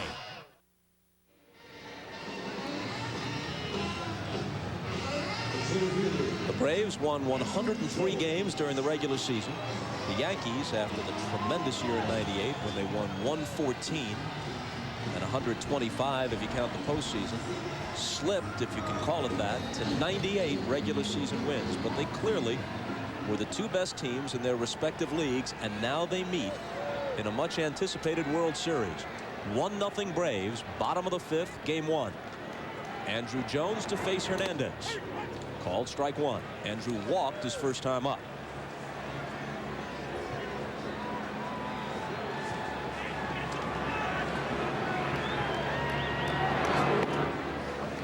The nickname El Duque means, as you might guess, even if you don't speak Spanish, the Duke.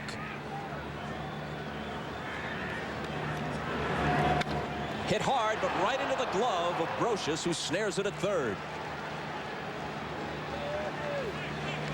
It's a breaking ball that he leaves in the middle of the plate. He hasn't done this very often, and Andrew Jones rips it, but right at the third baseman, Brocious. Brocious, very good third baseman. He's ready for that one.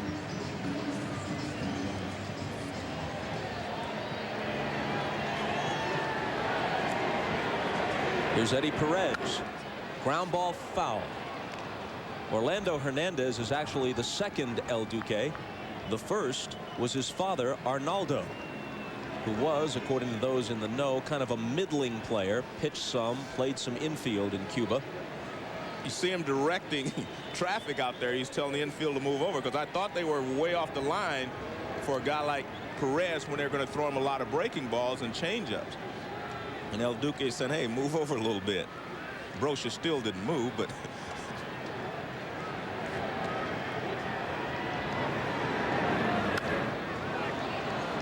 0-2 to Perez. El Duque has some real presence about him. He's a charismatic guy. He's got that distinctive style. He's a high-kicking, high-pants-wearing son of a gun.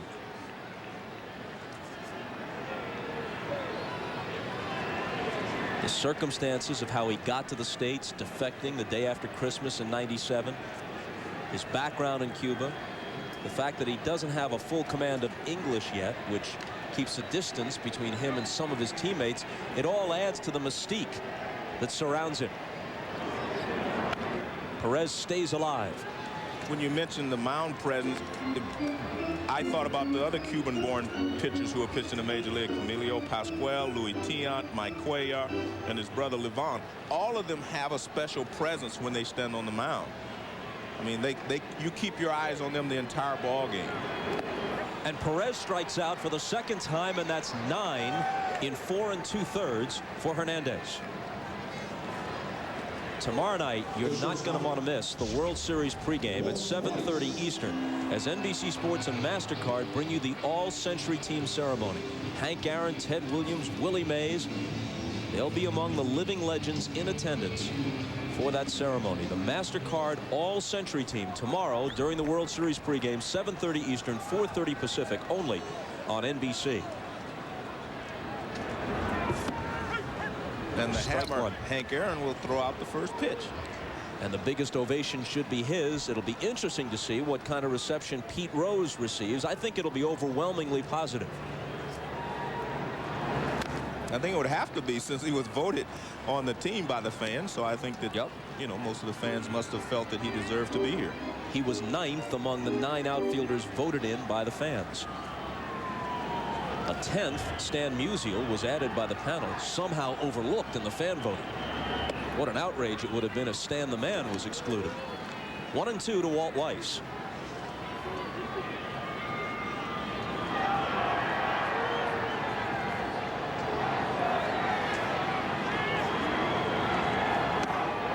That one missed. 2-2. 17 or 18 of the 30 members of the All-Century Team are living. They are all expected to be here for what should be a goosebump-raising ceremony prior to Game 2. 2 out, nobody on. Braves lead at 1-0 in the last of the 5th. And a chopper down to Martinez. Covering is El Duque, and he works a perfect 5th inning. Back to Turner Field after this. So what will happen to all this now that you're going virtual? We're not going virtual. Well, I read you're getting into internet trading, online cash management. Well, we are, yeah. The end of an era. Not at all. Online trading and the rest of it are simply new tools we're making available. You don't have to sugarcoat it for me, but I must tell you, I'm going to miss our little chats. Nelson, I'm not going away. The office isn't going away. The coffee? The ticker? Not going away. What about the little bull? Not going away. Good.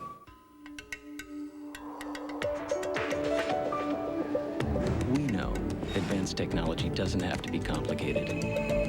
That every product must be meaningful. And the end result will make you smile. Open up to Samsung Digital and keep in touch. Samsung Digital. Everyone's invited. Oh boy, I gotta tell you, this big Big New Yorker is the quintessential New York pizza. This is what pizza is supposed to be. Dripping with so much cheese, you got to fold it to eat it. And man, it is New York big. 16 inches across. How do I know so much about New York pizza? Because New York, I want to be your next senator. The Big New Yorker pizza from Pizza Hut. Big enough to feed all your constituents at a very un-New York price. $9.99. What do I think this is? Arkansas? The Big New Yorker pizza from Pizza Hut. Another one of the best pizzas under one roof. Don't wish for it. Work for it. It's not a catchphrase to Dale. It's a way of life. That's why day in and day out, no one's more committed to getting the job done right. And what kind of a car does a man like Dale drive? Well, actually, he drives a tractor. But his son, a drummer in a local rock band, drives a Civic.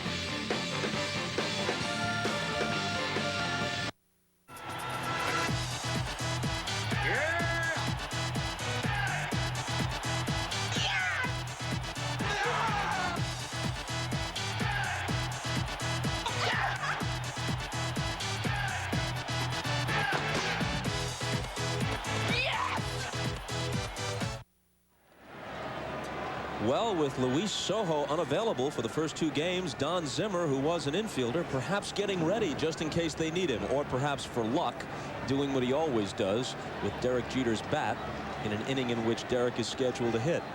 He saw him hand it to the Yankee shortstop as he walked by. Jeter's on deck as Knobloch starts it in the sixth. Ball one from Maddox. And a lot of little things have an effect on the outcome of a ball game. Last inning, we saw Brocious get a base hit on 2 strikes. That allowed Hernandez to bat. And now you have the top of your order up here in the 6th inning. And that's exactly the way you set your lineup up, because that's what you want. But very rarely does a leadoff hitter get a chance to lead off an inning other than the 1st inning.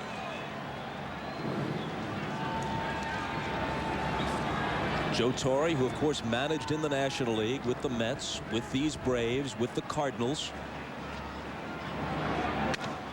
Broken back ground ball, backhanded by Chipper Jones across the diamond to get Knobloch. Interesting change of strategy there by Maddox.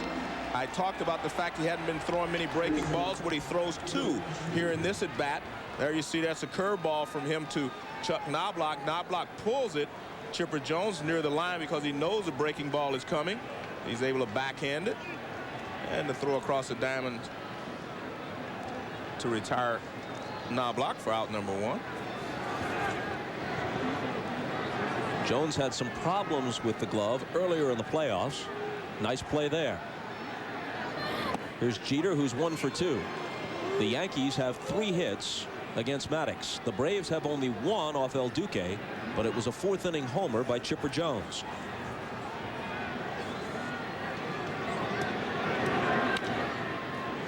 Tapped foul, a ball and a strike. And you see the adjustment that Maddox has made. He's throwing more breaking balls now. Most of the guys are going up there looking fastball changeup.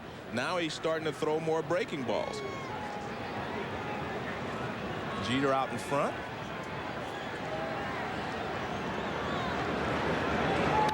Fastball in on his hands, and Maddox gets ahead of him 1-2. That was a great pitch there. It looked like that ball really started to chase Jeter. He had to swing at it or get hit. Watch this pitch. Watch the rotation.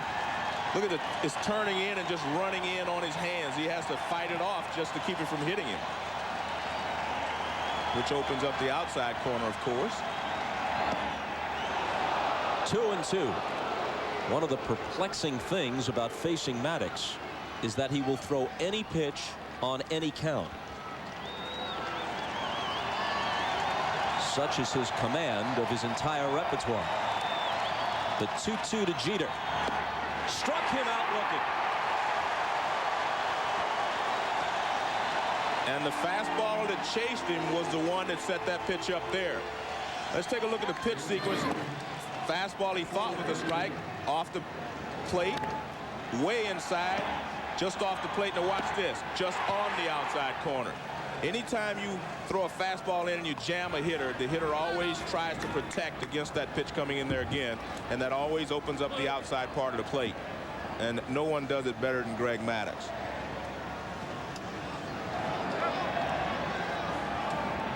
O'Neill is flied out and struck out.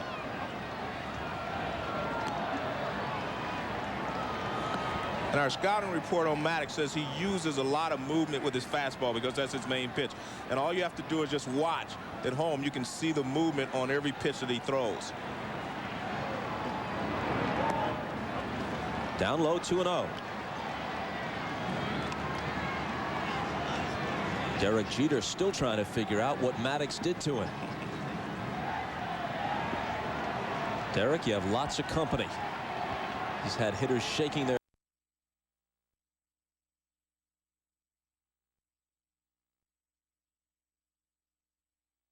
and you can just see the movement on that pitch.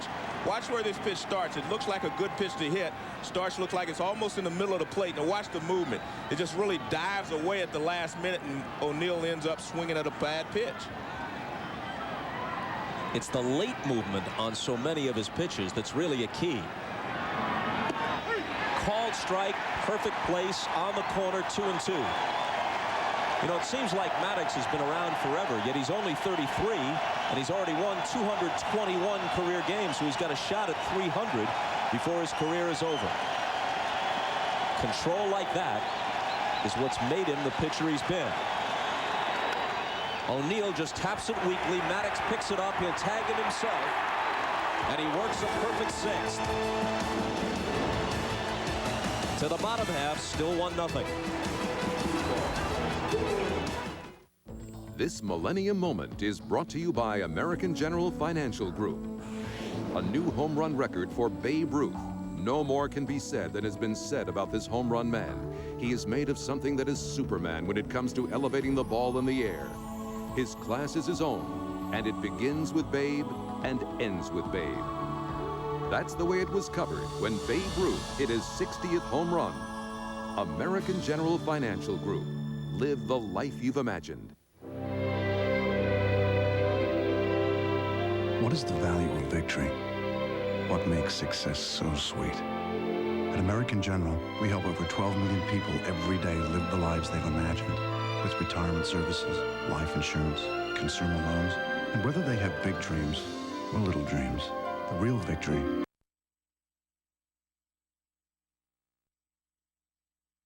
Financial Group. Live the life you've imagined. Introducing the new full-size Toyota Tundra.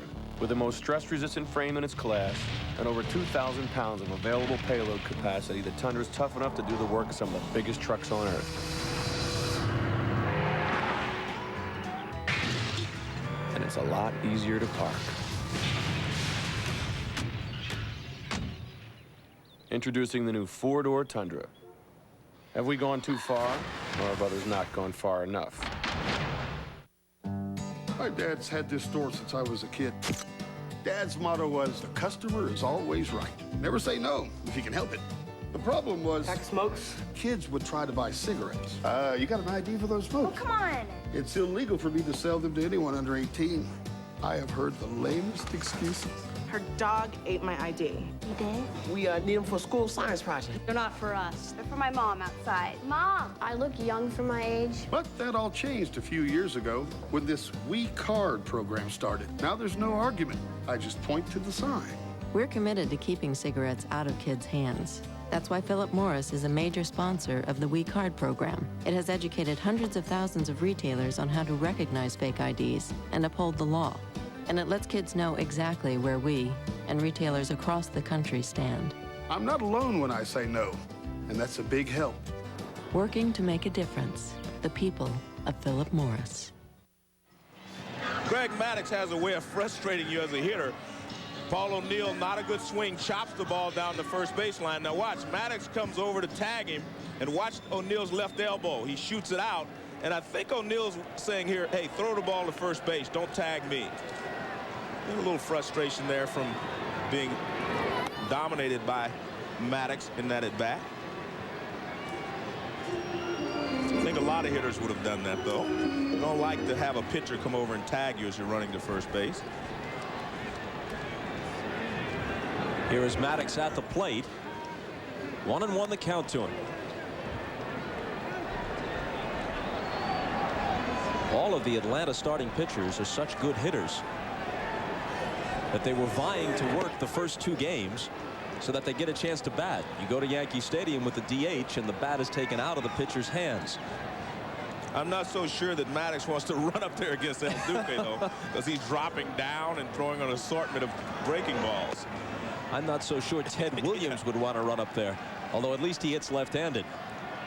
Maybe DiMaggio would be the better example. He's so tough on right-handed hitters. Coming up on NBC. Monday, it's NBC's second great Law & Order series. Critics call it something special.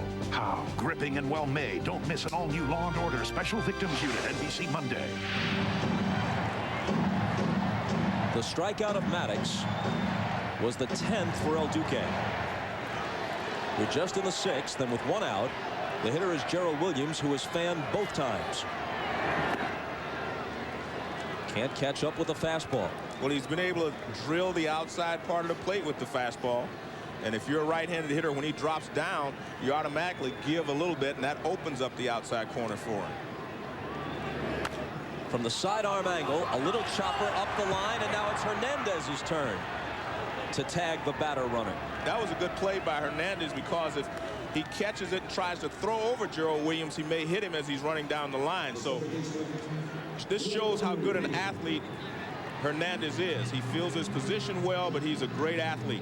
Watch this chopper. Watch it. Immediately he's off after the ball. This ball was going to go foul, but he doesn't let it go foul. He grabs it, and then he makes the tag. And watch this. This ball would have gone foul right here if he wouldn't have gotten to it so quickly.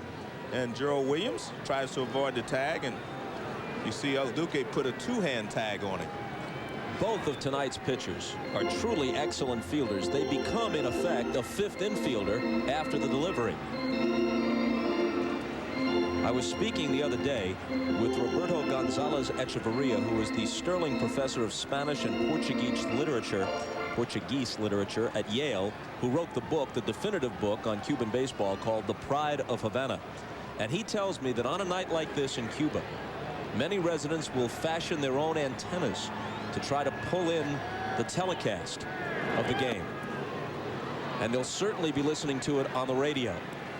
That this ball game tonight, with El Duque working, is the #1 focus of interest on the island of Cuba, the baseball-mad island of Cuba.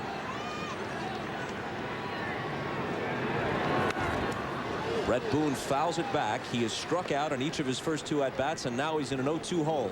So much for El Duque being a warm weather pitcher, Bob. He pitched a great game against Cleveland in the cold weather last year, and he's pitching a great game tonight in cold weather.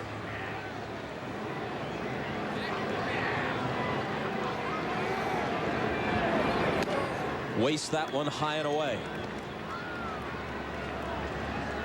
The Yankees were trailing 2-1 in that series with Cleveland last year, and I thought his game was the most important game of the Yankee season. Did Boone check his swing? He did. Posada was already trotting off, but it's 2-2. Well, let's take a look. Watch the barrel of the bat. Don't watch his hands. Just watch the barrel of the bat. And you can see he kept the barrel under control.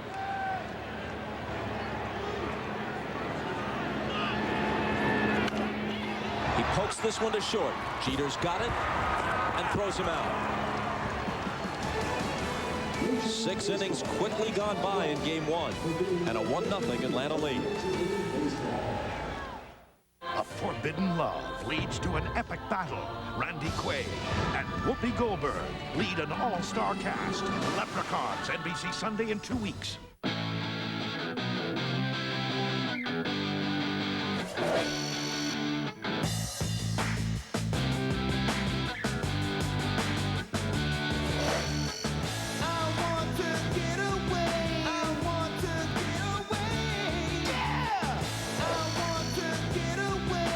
Introducing a radically new SUV, the new Nissan Xterra. Everything you need, nothing you don't. Up next, what's making the Southeast so tired? But first, the weather. With Bell South's unlimited nights and weekends, you can stay up all night and talk for absolutely nothing extra for an entire year. It's a really super deal. Christy, wake up. But you do need to be careful how you use it. Bell South Unlimited nights and weekends. Sweet dreams.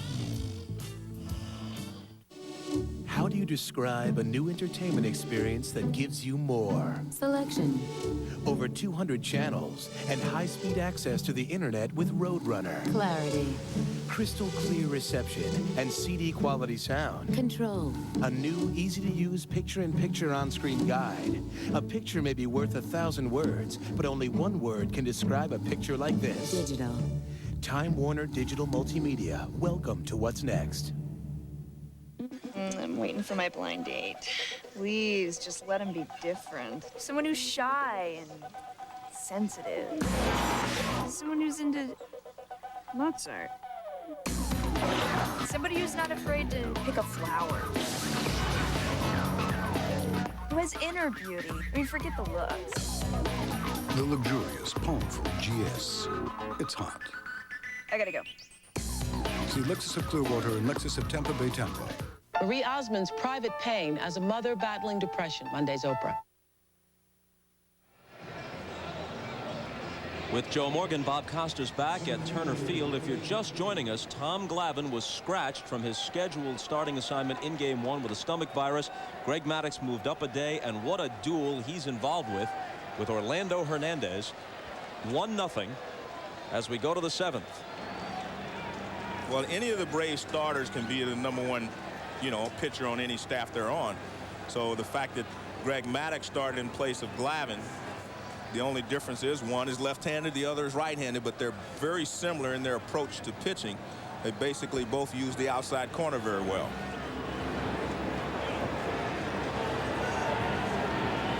Bernie Williams will start it, followed by Tino Martinez and Jorge Posada in the 7th. Warren Spahn, a member of the All-Century team, threw out the first pitch at tonight's game. Braves fans, going back to Milwaukee, and Yankee fans, at least those who have reached middle age or beyond, will recall that in 1957, Warren Spahn was scheduled to pitch the 7th and deciding game of the World Series at Yankee Stadium. He turned up ill and was replaced by Lou Burdett, who on 2 days rest stepped in for Spahny, there's the great left-hander, and shut the Yankees out in Game 7 of the '57 World Series. And so far in this ball game, Greg Maddux has been able to stay away from Bernie Williams until he gets ahead of him, and then he comes in on his hands. I think the Braves feel like if you stay away from him, he's not going to hurt you nearly as much as if you try to come inside early in the count. Here's his 2-1 pitch. 3 balls and a strike. And Maddux wanted that pitch. You see him shake his head right there. I mean, he was upset because it's a very important pitch. 2-2 is a lot different than 3-1. Now watch Maddox's reaction. Right there, he shows you his frustration with the call. And now he walks Williams to start the 7th. Big difference between a 2-2 count and a 3-1 count. When you have a guy like Williams at the plate, you see Bobby Cox yelling. He said that pitch wasn't low, the 2-1 pitch. And he knows that Greg Maddux doesn't want to give in 3-1 to Bernie Williams, so 2-2 pitch was very important. That might have caused a few lip readers in the audience to blanch. I didn't really read them, Bob. I thought one of the expletives was unmistakable. Tino Martinez has walked and lined out. Strike 1 to him. Bobby Cox was ejected 12 times this year. That led the majors. And we saw Bobby far more animated than usual in the series with New York. The last time these two teams met in the World Series, Cox was tossed from the last game, Game 6 at Yankee Stadium in '96. Line foul, 0-2.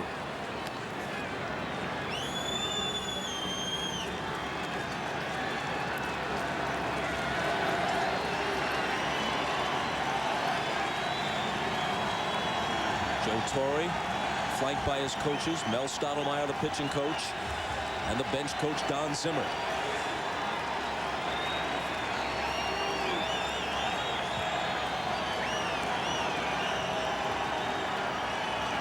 The 0-2 pitch. Misses, but not by much. Maddux is getting a little upset himself here. Early in the ball game, Maddox was getting a lot of pitches up, and he gave up a couple of base hits on high pitches. But here you see he's just off the outside corner. And it appears to be off the plate outside.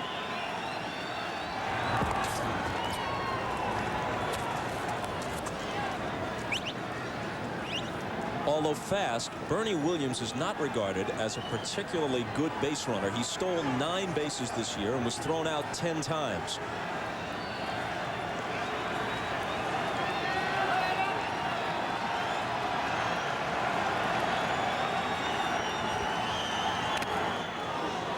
Still 1-2.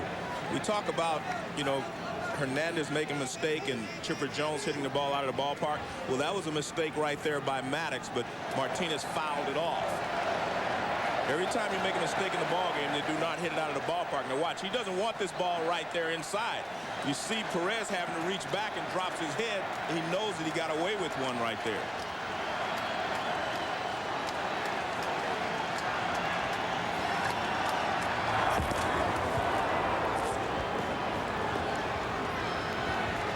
Klesko had to scoop that one out of the dirt. Williams at first with nobody out, top of the 7th. Yankees trailing 1-0. There he goes. He's got a good jump, and Perez won't even throw. Tough pitch to throw on, Bob. He got a good jump, but the ball was sinking down and away. Not a good pitch for Perez to throw on. Bernie gets a good jump. Now watch where the pitch is, down and away, but he slides in safely without a throw. Now watch where the pitch is. This is tough for a catcher to do. Dig the ball out and make the throw, and you see he lost it in the transition there. That's why he didn't throw. And Martinez goes down on strikes. It got away from Perez, and Perez makes a good play, running out toward the middle of the diamond to make sure that he looked Bernie Williams back before completing the strikeout by throwing to first. Watch the movement on this pitch from Maddox. This is the key to Maddox's success. I mean, this pitch looks like a strike halfway to the plate. See, it looks like a strike. Now look at the bottom falls out of it. Just great movement. Tino Martinez swings at it, and Perez does a good job of holding. See, that ball at one time was a strike. It was above the knees halfway to the plate, but he has such great movement on his pitches that by the time it got to the plate, it was strike 3. So in a 1-0 game, the minimum the Yankees were hoping for was that Martinez could pull a ground ball to the right side, get Williams to third with 1 out. He couldn't do it. Here's Posada.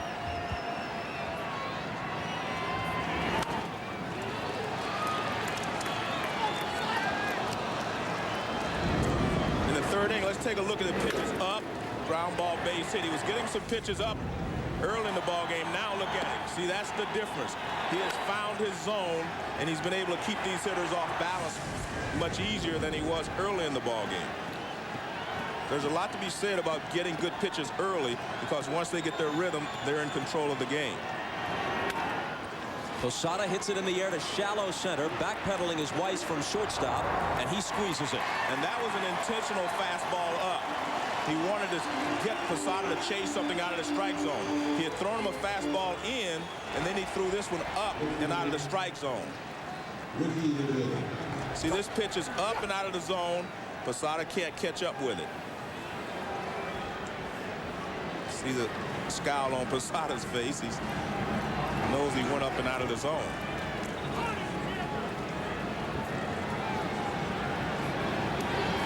Now it's up till a day.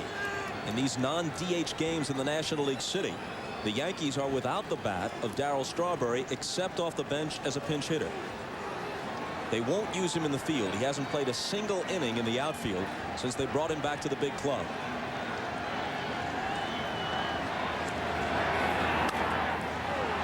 Popped wide of first. Into foul ground goes Klesko. He has no play. Strawman awaiting his turn.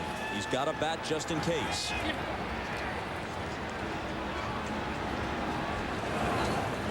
Ramiro Mendoza, Panamanian right-hander who was so effective in the ALCS against the Red Sox, getting ready.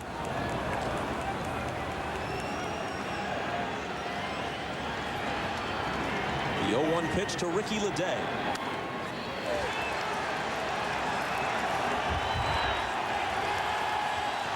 can just watch Maddox at work here. I mean, every pitch now has a purpose. That pitch there was in under the hands. The first pitch he threw him was in under the hands. Now he has him exactly where he wants him, 0-2.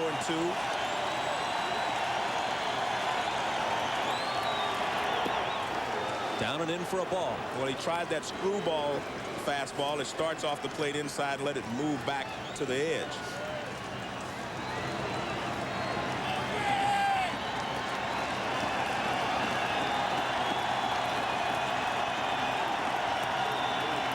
He's got his grip, and he fans the ball.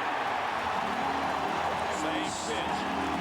Second strikeout of the inning, fifth of the game for Maddox.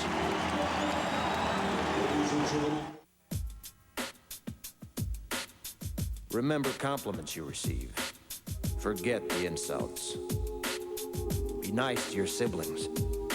They're your best link to your past and the people most likely to stick with you in the future. Finally, a minivan to live by. Introducing the all-new Mazda MPV.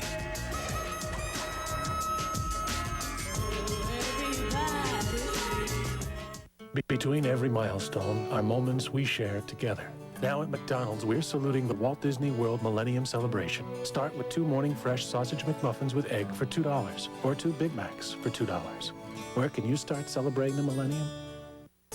Soy. Johnny! Johnny! Johnny! Yes, my butter kiss. Time to rub the bunions. Great. You're so sweet, Johnny. Between the toes. I know. Oh. It's time for E-Trade, the #1 place to invest online. This is my daddy. He's a Gemini man. He fixes cars. He can fix anything. People like my dad. He says it's because they trust him. Gemini Automotive Care, only where you see this sign. Hey, Jeff. Now listen, I got it right here, buddy. It's icy cold and tasting great. Now come on, Jeff, you tell me, is there anybody in this world who deserves this here Pepsi more than you? Hi, Jeff. See you later, Jeff. Now that's what I call motivation. I don't know where she came from. Don't worry, Jeff. There's always Daytona. NBC's coverage of the 1999 World Series is brought to you by E-Trade, the #1 place to invest online. By Visa, it's everywhere you want to be. And by the people of Allstate, you're in good hands with Allstate.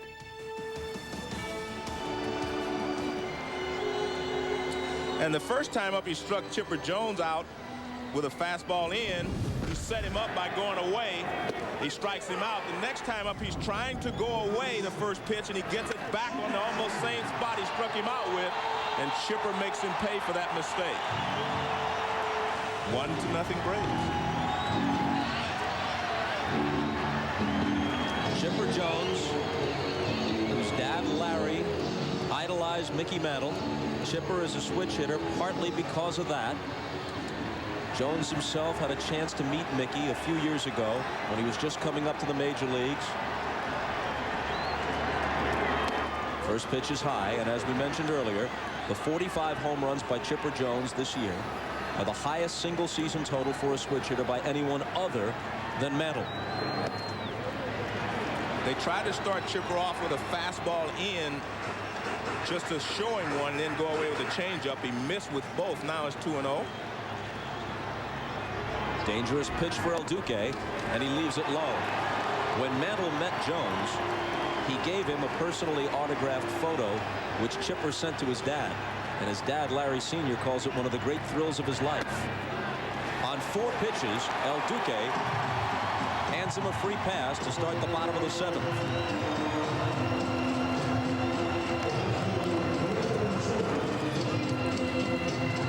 Another view from the Goodyear Blimp Stars and Stripes.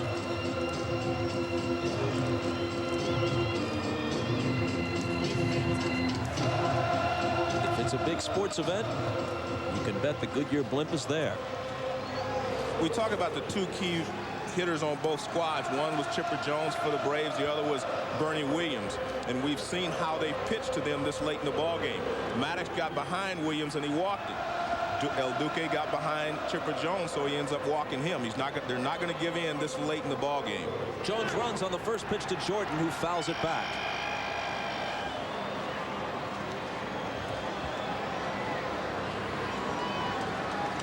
Take a look at the jump that Chipper Jones gets. I'm not sure if it was a hit and run or not.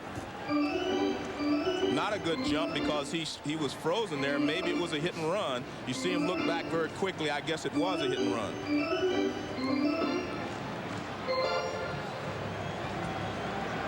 Bobby Cox said he would probably hit and run a lot in this series. Chipper's a good base stealer, 25 of 28 this year. Back easily. The right-hander is Nelson. The lefty Mike Stanton, the former Atlanta Brave.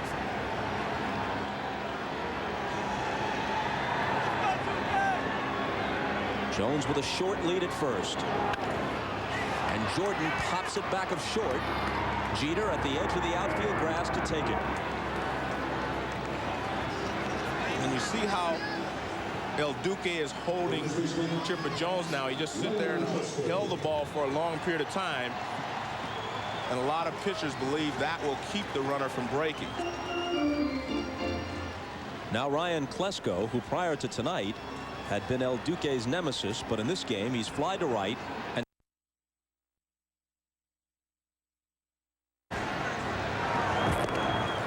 apart from Chipper Jones' home run in the fourth inning, I can recall only one ball hit hard against El Duque tonight, as Brett Boone and Brian Jordan try to figure the right-hander out. Andrew Jones lined hard to Scott Brocious at third base in the fifth. Apart from that, El Duque has been masterful. Another pop-up, and Brocious wants it. 2 out.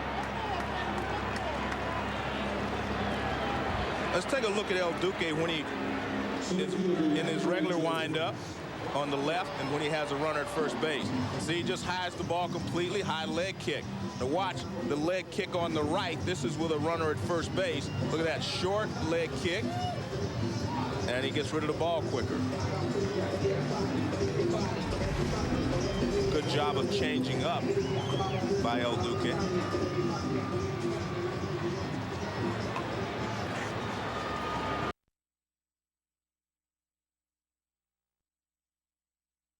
Jones. Andrew has had 2 good at-bats against Hernandez. Worked a full count walk and a 10-pitch at-bat back in the second, and then lashed the line drive to Brocious in the fifth.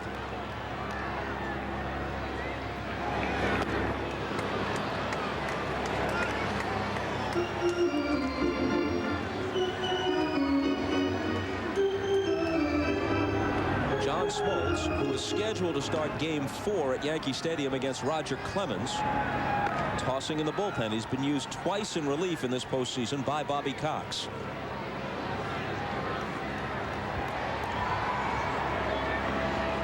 There goes Chipper Jones on the 0-1 pitch. Posadas throw. Got it. Chipper Jones cut down to end the 7th. And the taut 1-0 duel moves to the 8th at Turner Field.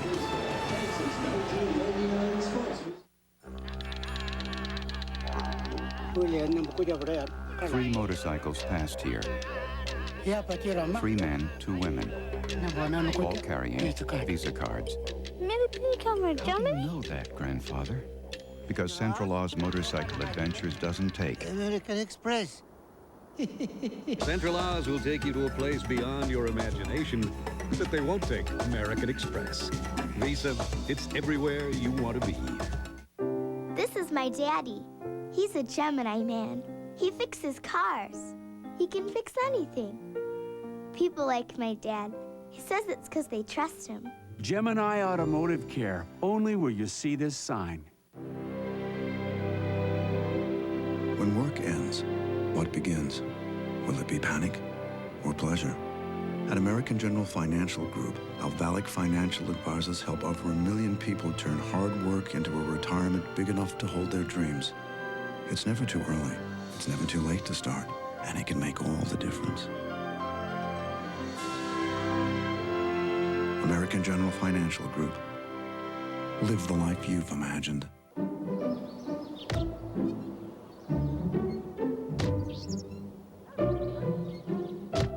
When you've got Schlotzsky's on the brain, there's not much room for anything else. Enjoy the power and beauty of your youth. Don't worry about the future. Sing. Finally, a minivan to live by. Introducing the all-new Mazda MPV.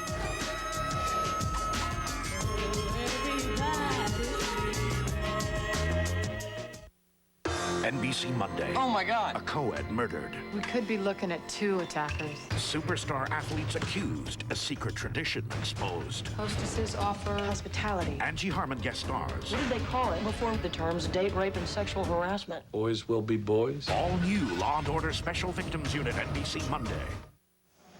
Let's watch this steal by Chipper Jones. He doesn't get a great jump, but it appears he still gets in there as Knobloch tags him up by the knee in super slow motion. You can see that he's in there, and Knobloch tags him up by the shin. Very close play at second base. And the umpires do not have a super slow motion camera out there. Scott Brocious starts it in the New York 8th, and he's 3 for 3. They have 4 hits, and 3 of them are Scott Brocious singles.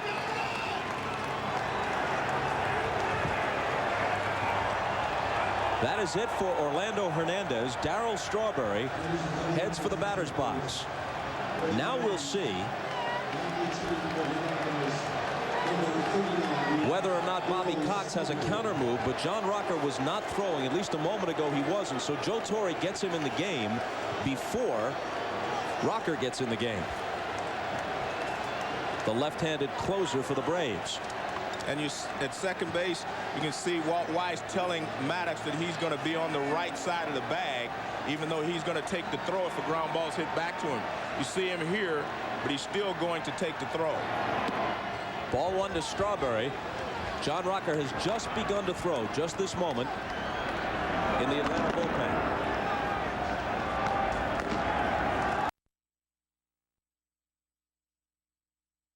Their left-hander Brian Hunter is in the game for defense, replacing Ryan Klesko at first for the Braves. The defensive alignment has Weiss and Boone both on the first base side of second. And the third baseman, Chipper Jones, is at what normally would be the shortstop position. 2-0 the count. And you see Maddox making a real conscious effort to get the ball in on Strawberry. He doesn't want him to get anything out away from him where he can extend his arms.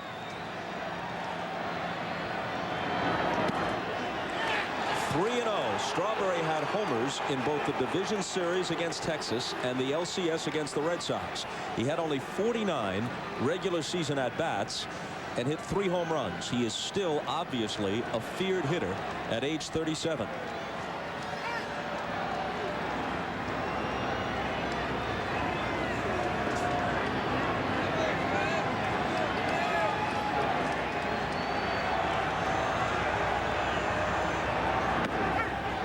Strike, 3-1.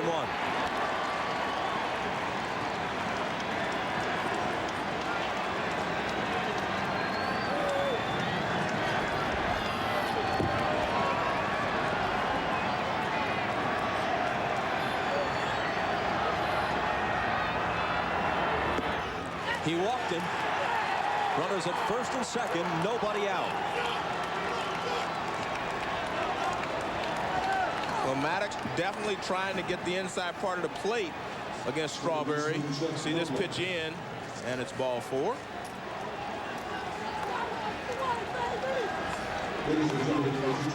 And Maddox is very upset with himself that he ends up walking Darryl Strawberry. Straw is done. Drew the pinch hit walk. Chad Curtis runs for him. And this is a situation that Joe Torre a lot of times will sacrifice in this situation with Knobloch in the top of the order. Maddox and Chipper Jones have just conferred on how they will handle the bunt if it's bunted toward third base. He squares. He bunts foul. Both Joe Torre and Bobby Cox, each of whom has managed in both leagues, were emphatic in the days leading up to this World Series about how much they each preferred the National League style, the non-DH style. They both say unequivocally that it's just a better game without the DH. And anyone who watched the NLCS could hardly argue with that. All the lineup maneuvers, all the in-game strategy. Looking to bunt again. Gets this one down. Well placed. Hunter has to make a good play, and then it squirts out of his hand. The bases are loaded. Well, that was a good job by Chuck Knobloch. Greg Maddux was breaking off toward the third base side in order to make a play at third base. Brian Hunter is coming in, and he bunts it right back through the middle. Now watch Maddux. He will go over here. See him start over there, so he can't field it. It's a tough play for Hunter, although he comes up with it, but he rushes and is not able to make the throw to first base. That was a good bunt by Knobloch to thwart what they were trying to do. Maddux was definitely going to cut anything off at third base. A good play by Hunter to glove it, but then he's charged with the error as he can't make the throw. Sacrifice E3, bases loaded for Jeter, who fouls the first one off. Jeter is singled, grounded out, struck out. And in this situation, the Braves are going to play back. Of course, they have a one-run lead. They're trying to get out of this. They're hoping for a ground ball double play.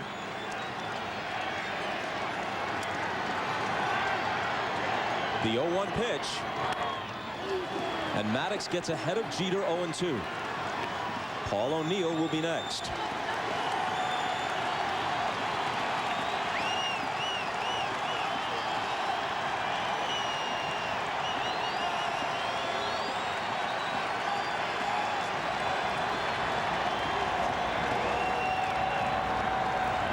Rocker getting ready.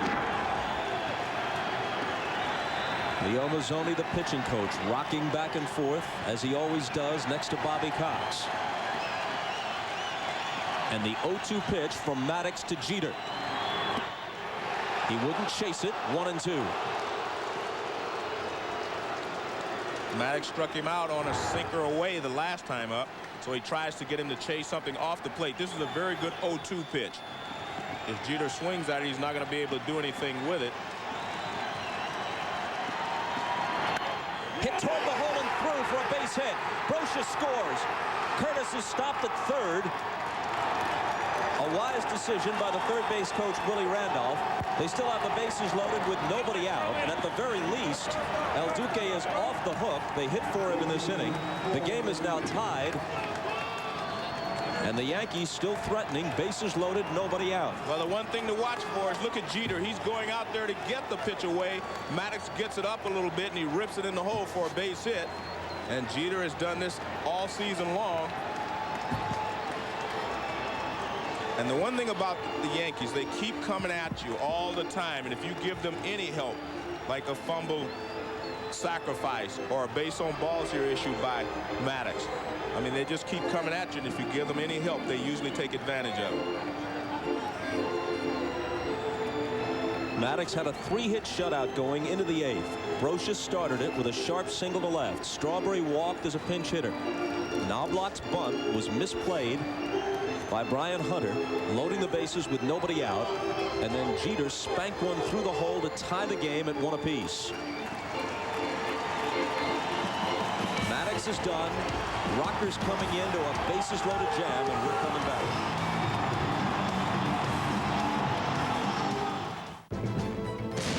Eeny, miny, moe.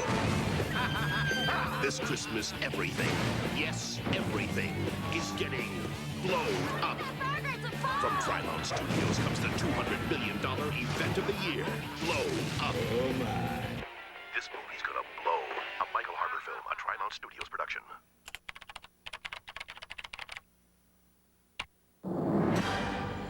It's time for E-Trade, the #1 place to invest online. This is my daddy. He's a Gemini man. He fixes cars. He can fix anything. People like my dad. He says it's because they trust him. Gemini Automotive Care, only where you see this sign. people. You can come out now. Look, I've got the wireless internet right here in my hand. No wires, no tricks. There's news, sports, even Yahoo. And crystal clear calls, all right here. On Sprint PCS. That's right. Come on out. Welcome back to the world. Introducing the Sprint PCS wireless web. Lexmark is changing the face of printing with a passion. The new Lexmark Z-Series printers. They have the highest inkjet resolution on the planet to make your ideas jump right off the page. Lexmark. Passion for printing ideas. Man, that sandwich was good. Is there another one? Well, yeah, but we're saving it for Dale. I'll be right back. When you get that craving for Wendy's bacon mushroom melt. Hey, Dave, you having fun? Yeah. Why don't you stay out a few more laps? Okay. With 3 strips of bacon and sauteed mushrooms in a cheddar cheese sauce, it's impossible to resist. Now, where's that sandwich? Wendy's bacon mushroom melt. When you gotta have one, you gotta have one. Daryl, I'm kind of hungry. I hope no one ate my lunch. When these guys hit 165 miles per hour, they take off. You're up. When he hits 165, he just turns left. Real American heroes come to NBC. The NASCAR Pennzoil 400 this November. John Rocker, the high-energy left-hander who turned 25 less than a week ago, had appeared in 9 consecutive games and really needed the few days off between the end of the LCS and the start of the World Series, comes in with no margin for error. The Braves bring the infield in against Paul O'Neill. Bases loaded, nobody out. O'Neill hit only 190 against left-handed pitching this year. Over 300 against righties. Swings and misses. And that's the key pitch right there for Rocker. Toward the end of the Mets series, his fastball wasn't as live as it had been earlier. And the 3 days rest, I think, helped him get this fastball back. And even though he's a left-handed pitcher and he has a good curveball, that fastball is the key to him being able to handle left-handed hitters. Switch hitter Bernie Williams is on deck. And the lefty swinging Tino Martinez.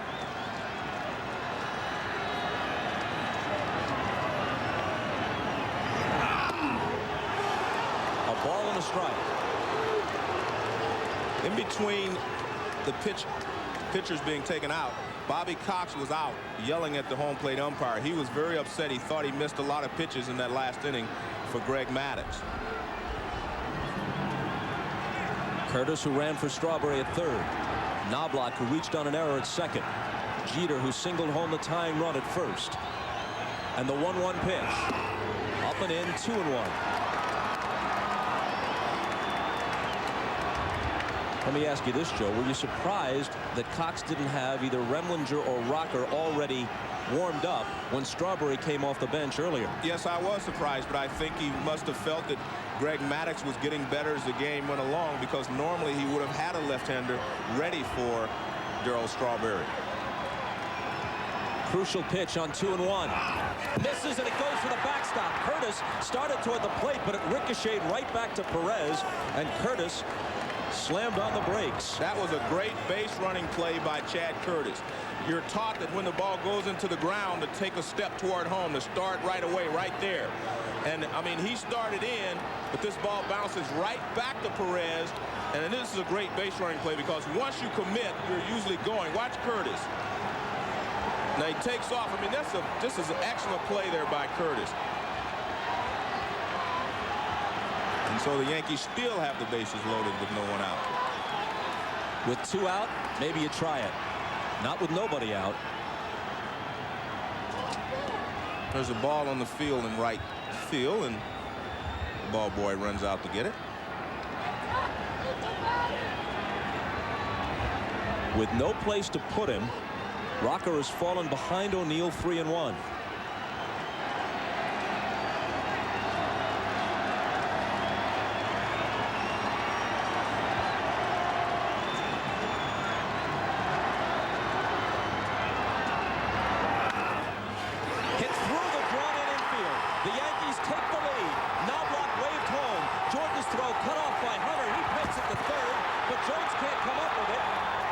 Jeter had a notion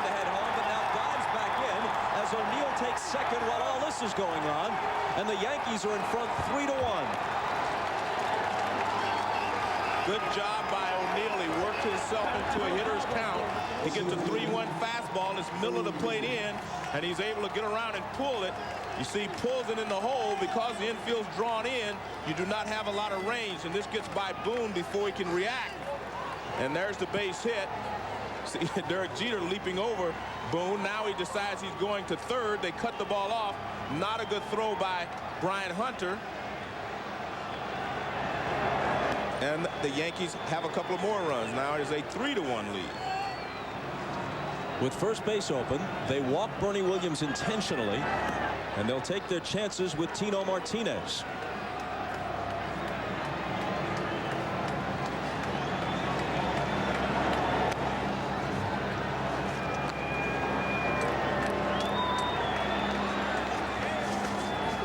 So Martinez, who had a grand slam in Game 1 of last year's World Series. And here it is at Yankee Stadium off another left-hander, the Padres' Mark Langston. Generally speaking, Martinez has not hit well in the LCS and World Series. He's sub 200 for his career at this level of play. He's a funny type hitter, Bob, in that just when he's starting to look bad, all of a sudden he comes through with a big hit for you.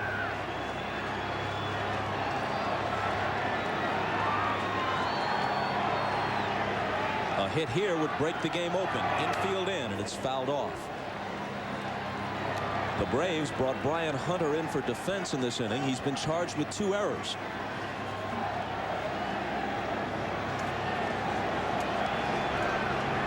On his throw to third, he didn't get Jeter, and that's what allowed O'Neill to move from first to second.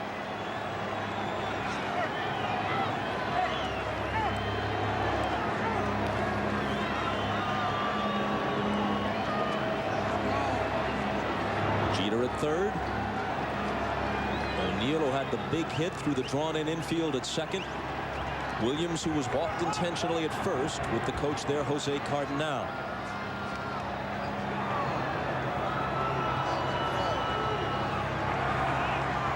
Three on, 3 in, and still nobody out.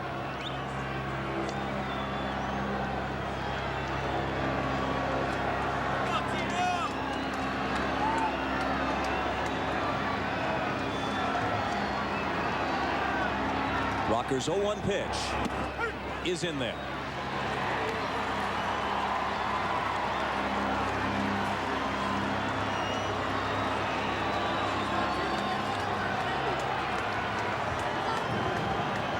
Three singles, a walk, a sacrifice, a couple of errors, an intentional walk. Yankees making lots of noise in the 8th.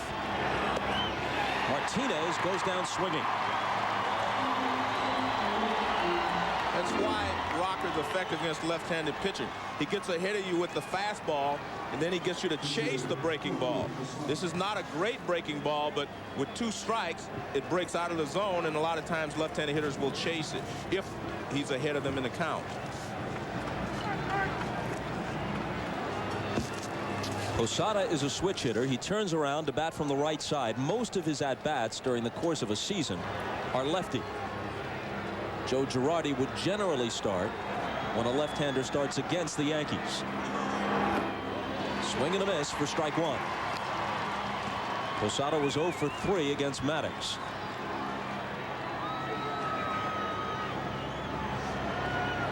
Now the infield moves back looking for the double play.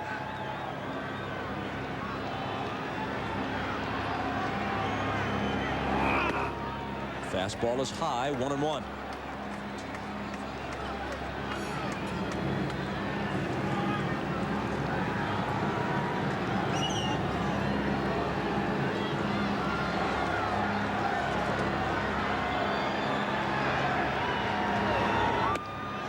Inside, 2-1. In that Atlanta dugout, they're already thinking, well, if Rocker can keep this reasonably close, then we'd better get something done in our half of the 8th, because in the 9th, we'll be looking at Mariano Rivera.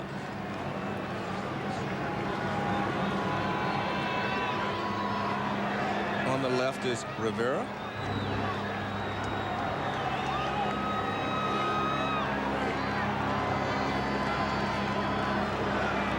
The 2-1 to Posada. 3 balls and a strike.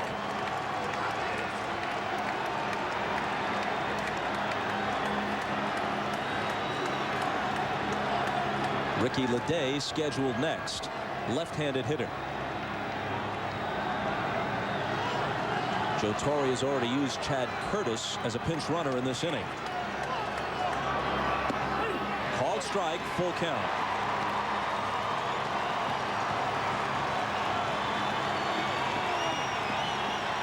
You see that number right there, 21-5. They've outscored their opponents from the 7th inning on.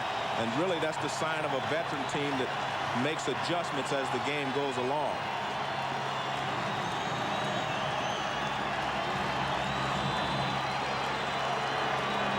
The 3-2 pitch. He went off speed and got him looking. Posada can't believe it. I think that pitch surprised everyone in the ballpark. John Rocker has a good enough fastball that he can throw it 3-2, but he comes with a curveball. And watch the delayed reaction by the home plate umpire. And you see the reaction of Posada. He says, no way. But again, they're looking for a fastball, and here comes a curveball.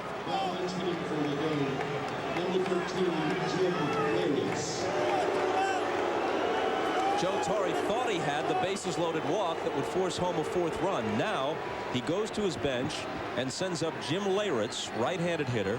You can see him there motioning toward Leday. Come back, Ricky. You're done for the night. Now he's already used Curtis as a pinch runner, so Curtis will stay in the game and play left when we move to the bottom of the 8th.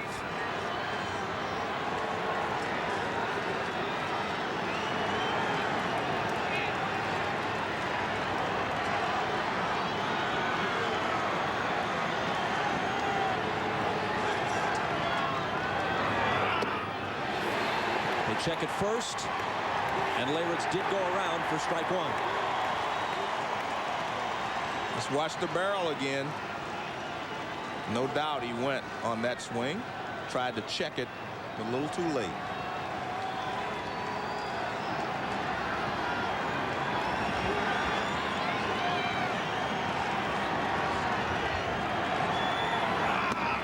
Swings and misses at high heat. Leyritz has always been a dead fastball hitter. Unless you hang a curveball or a slider, ask Mark Wohlers. Yeah. Game 4 in '96. Yankees come back from a 6-0 deficit to win it and even the series across the street at the old ballpark. Leyritz took Wohlers deep. That last rocker fastball was clocked at 98. Here's his 0-2. Inside.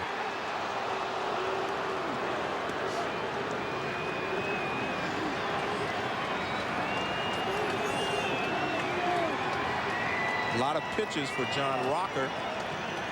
21 pitches here in the 8th inning. In relief of Greg Maddux.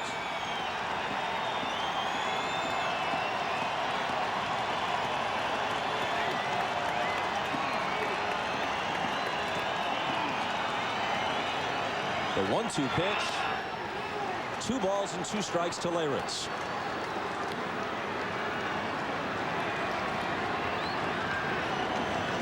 Rocker, just a bundle of energy out there. Look at him. He can hardly contain himself. He says candidly, I wish I was good enough to be a football player. He likes the more constant action and the contact of football. So it just turned out I'm a better baseball player than a football player. But I'd rather play for the Falcons than the Braves. There are a lot of Falcons who would rather play for the Braves. One of them is Brian Jordan, I guess, who left football behind. Here's the 2-2 pitch. Full count. Just about everybody in Turner Field was waiting for Randy Marsh to punch Leyritz out. Well, it's another curveball. He starts it off the plate outside. It breaks. Looks like it might be a hair low. And you see Perez raising the glove. So after getting ahead 0-2, the count is now full.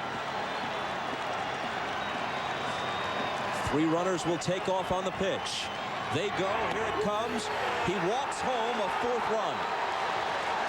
Well, he tried a 3-2 curveball with Posada and got it over the plate. He tries another 3-2 curveball with Layridge, and it's ball 4, and he walks in a run. He had just missed 2-2 with a curveball, comes right back with it again, and I think it's the same call from Randy Marsh that it is low. You see that Layridge had been frozen. He was looking for a fastball.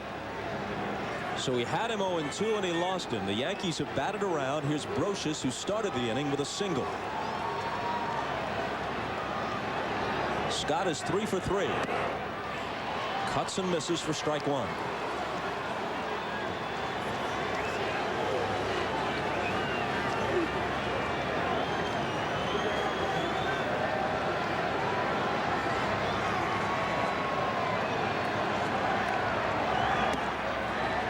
Ball and a strike. And Brocious, as he was in last year's World Series, off to a great start, and he's been the key batter in this entire ball game. He's 3 for 3, but he started this inning off with a base hit that got Greg Maddux in trouble immediately.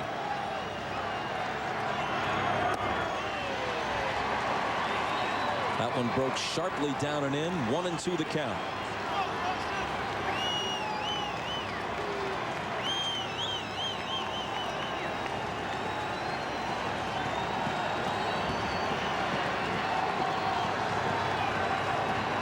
Trying to get out of a nightmare 8th for the Braves. Not just yet. 2-2.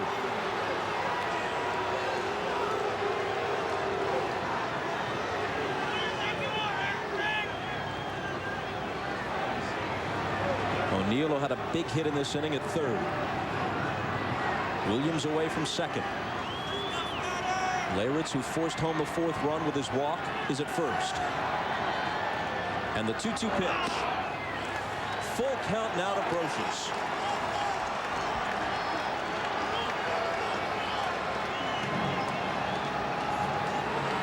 Chad Curtis, who ran for Strawberry, is on deck.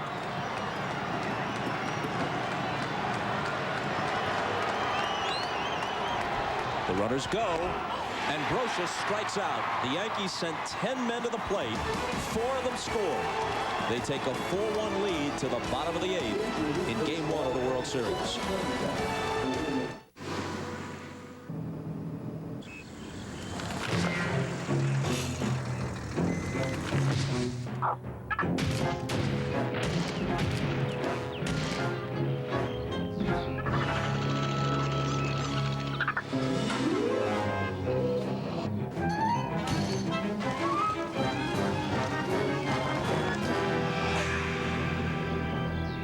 That's them. Naughty little beavers.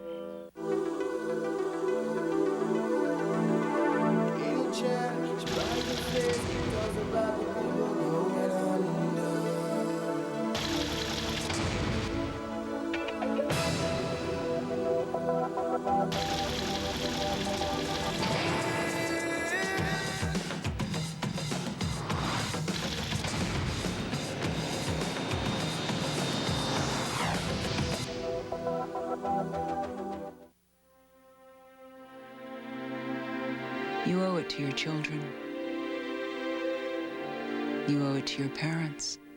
But will you have to risk your own retirement to care for a parent or educate a child? Into whose eyes can you look and say you just can't help? For in both, you will surely see your own.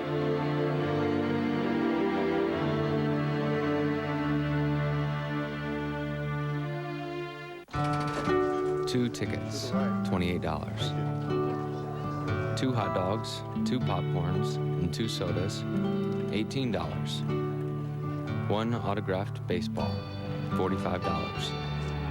Real conversation with 11-year-old son, priceless. There are some things money can't buy. For everything else, there's MasterCard. Accepted all over, even Major League ballparks. Tonight, Norm Macdonald is back, and he's hosting an all-new Saturday Night Live. I used to be on this show. With musical guests Dr. Dre, Snoop Dogg, and Eminem. So how's it going at dress rehearsal right now? Rough, just the way your mother likes it, Trebek. I hate my job. Saturday Night Live, tonight. This is going to be dangerous. How did I get so damn funny? Chad Curtis, who ran for Darryl Strawberry, stays in the game and plays left field. Out of the bullpen, 6-foot 8-inch right-hander Jeff Nelson. He'll be asked to work the 8th and then turn it over to Mariano Rivera. It's interesting Joe Torre is going to Jeff Nelson instead of Ramiro Mendoza, who has been throwing the ball very, very well. But they use Nelson sometimes to set up man and Mendoza at other times. There's Mendoza.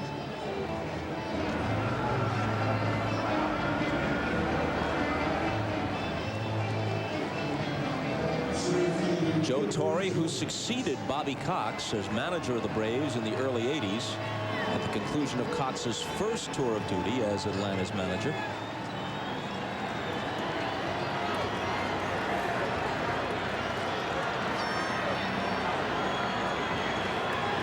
Craig Sager reports from downstairs that John Rocker came into the dugout fuming. Andrew Jones bluffing a bunt and taking a strike, very upset with the ball and strike calls of plate umpire Randy Marsh.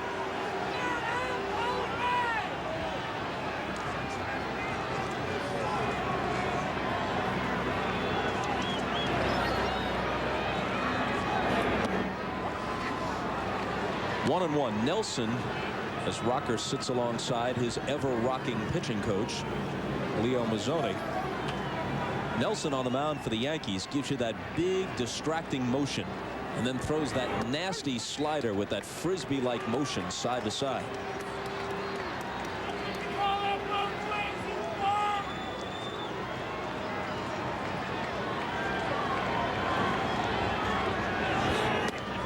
That one's high, 2-2. Jones has walked and lined to third.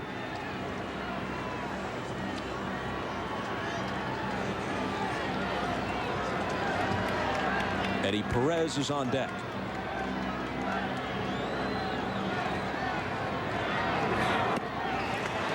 Down goes Andrew Jones.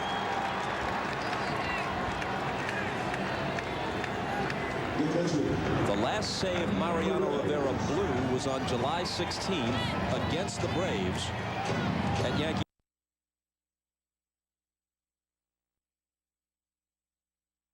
He's allowed exactly 1 run, regular season and postseason combined. I saw him being interviewed last night and they asked him about that. He says, I've already forgotten about that. He said, he'll have to beat me again if the opportunity arises. He said that will definitely not be on his mind.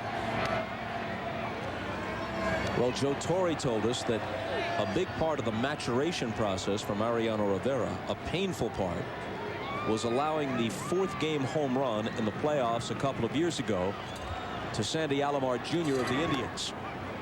He said he was able to put that behind him, and right there Torre knew that Rivera was going to be his bullpen ace for a long, long time. To be a closer, you have to have the mentality of, I remember something Raleigh Finger said. He said, sometimes you tame the tiger, other times the tiger has you for lunch, but you have to go back out there. Called strike. 2 balls and 1 strike to Eddie Perez.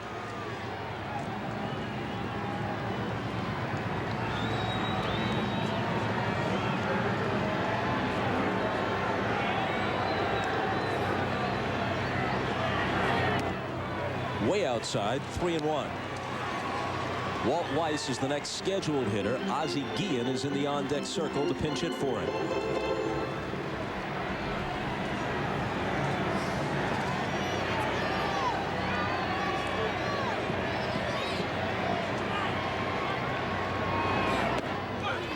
Ball 4 to Eddie Perez. Tomorrow night at 7:30, we'll be back here with Game 2. Pre-game show includes the on-field ceremony for the living members of the All-Century team. And then it'll be Kevin Millwood for Atlanta against David Cone for the Yankees. Ozzie Guillen, who had a huge pinch hit in the 10th inning of the Game 6 National League Championship Series win against the Mets. They were trailing by a run. Guillen's hit helped them to tie the game, push it to the 11th, and eventually they won it in the bottom of the 11th. Joe Torre now heads for the mound.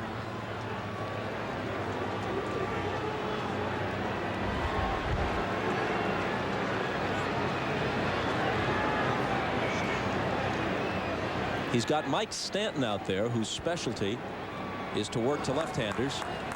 And here comes Stanton. He wants to hold Rivera back for the night if he can possibly get it to happen that way. Nelson faced only 2 hitters. I'm not going to let my retirement growth potential get lost in the excitement of a new job. Like the rest of our generation, my daughter Annie is likely to change her job 7 or 8 times. Unfortunately, many of today's job changers don't take control of their 401ks and actively manage those assets. Fidelity's Rollover Express is an easy way to take charge of your retirement plan savings with access to investment choices and funds with a history of solid performance. Just call 1-800-FIDELITY or visit fidelity.com. Okay, really simple. AT&T, 7 cents a minute, all day, every day. That's it. The rest of this commercial is yours to enjoy as you choose. Make calls.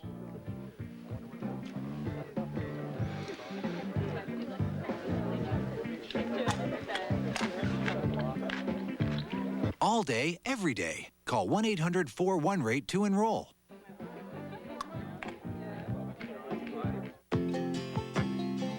Just a good old boy, never meaning no harm. Beats all you never saw, been in trouble with the law since the day they was born. Making their way the only way they know how. That's just a little bit more than the law will allow.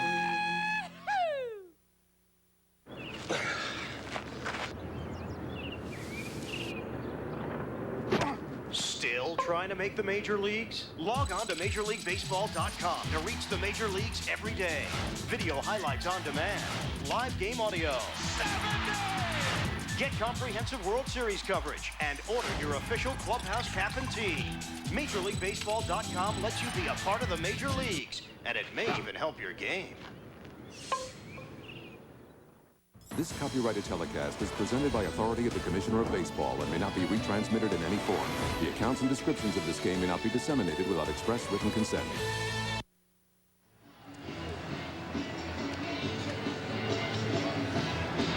So here's Mike Stanton, whose various trips through the major leagues have been very well timed, if nothing else. He's been in the postseason every year since 1991. He was with the Braves from '89 through '95.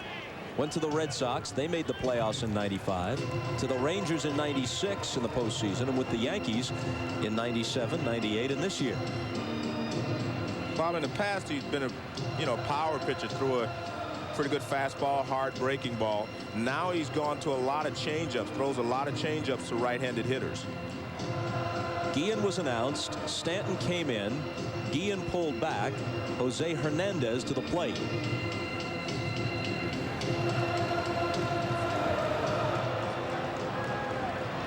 Howard Battle, another right-handed hitter, is on deck. Hernandez has some pop. He had 19 homers this year. A called strike.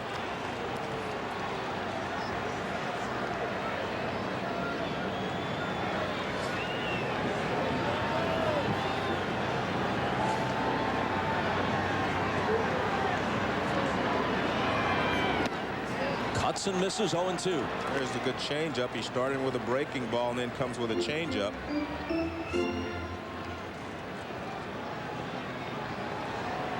Jose Hernandez strikes out a lot, 145 times this year.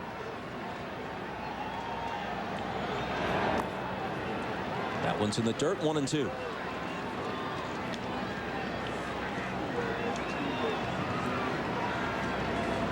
Chipper Jones' homer made it 1-0 into the 8th. Brian Hunter, seated next to him, made 2 errors in that 4-run Yankee half of the inning. 1-2 pitch. Fouled off.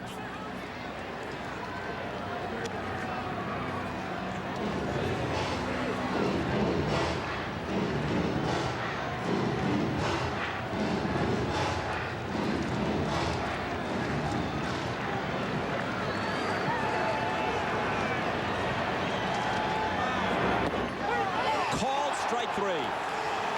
Randy Marsh Sends Jose Hernandez packing, and here's a bit more invective from Bobby Cox. Well, he throws him a curveball that starts off the plate outside. And according to Randy Marsh, it breaks over the outside corner.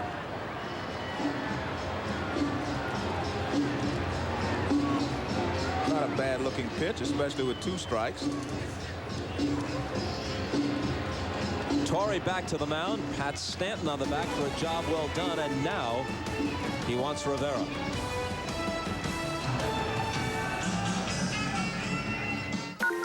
Okay, with AT&T's new one-rate 7-cent plan, now your calls all day, every day are just 7 cents a minute. Yeah? What about those nickel plans? Okay, it's not always a nickel. It's not. During the day, that nickel can cost you a quarter. Making it no longer a nickel. I didn't know that. Oh, yeah, but with AT&T, it's simple. It's always 7 cents a minute. 24 hours a day? Yes. Every day? Yes. 7 days, 7 cents? Yes. Do you want to explain it to him again? I don't. All day, every day. Call 1-800-41-RATE to enroll. Oh, boy, I gotta tell you, this big New Yorker is the quintessential New York pizza. This is what pizza is supposed to be. Dripping with so much cheese, you got to fold it to eat it. And man, it is New York big, 16 inches across. How do I know so much about New York pizza? Because New York, I want to be your next senator. The big New Yorker pizza from Pizza Hut. Big enough to feed all your constituents at a very un-New York price. $9.99. What do I think this is? Up and so. The big New Yorker pizza from Pizza Hut. Another one of the best pizzas under one roof. Rollin', rollin', rollin', keep those prices rollin'. Rollin', rollin', rollin', roll back. Rollin' back, move 'em out, move 'em out. Rollin' back, move 'em out, roll back. New rolling back prices all over the store. Just look for Smiley to save even more. Walmart. Move 'em out, roll back. Always low prices. Yeah. Give me an army. I'll save France from her enemies.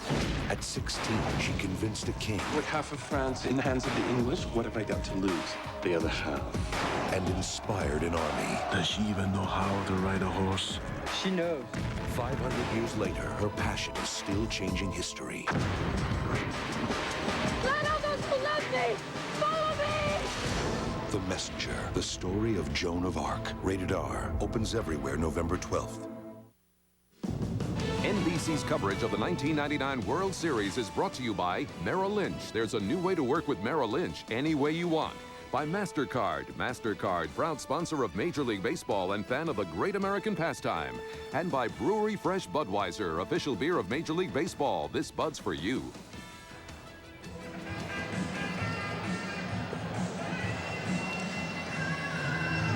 We were talking about the big home run allowed in the division series in 1997 by Rivera, an opposite field shot to Sandy Alomar Jr. at Jacobs Field.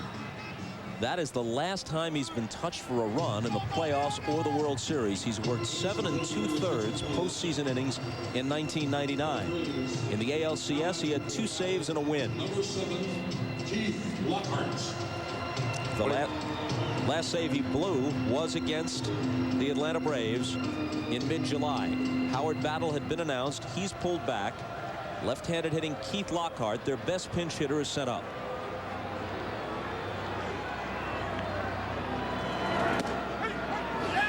That's strike one. What you'll see from Rivera is a riding fastball up in the zone and a cut fastball, which he threw there.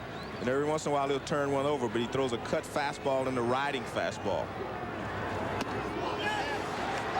Yeah, that obviously is the riding fastball up, and Lockhart a little late on it. He has such a slow and easy motion that the ball just explodes on you, and you do not have a lot of time to decide whether it's in the strike zone or not. A ball and 2 strikes.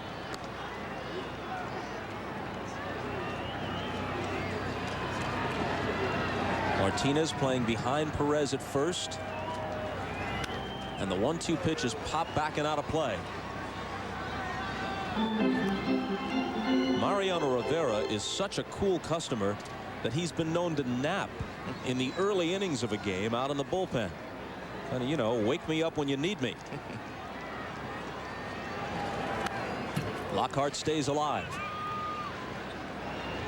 Slender Panamanian right-hander, 6'4" and barely 170 pounds.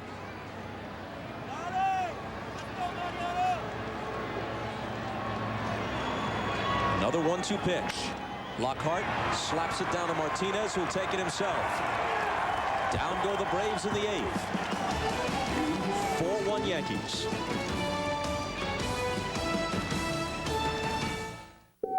Yeah, let me get this straight. Yes. Are you actually saying I don't have to pay you a separate commission every time I trade a stock? Exactly. I'd pay an annual fee instead. Right. Is anyone getting If this? we don't pay you a commission every time we trade, what's your motivation? It's just like always, Ann, your best interests. Could you just explain it again? Maybe what it is the fee is based on the value of our portfolios. So when we succeed, they succeed. You'll have to be patient with us. This is all very new.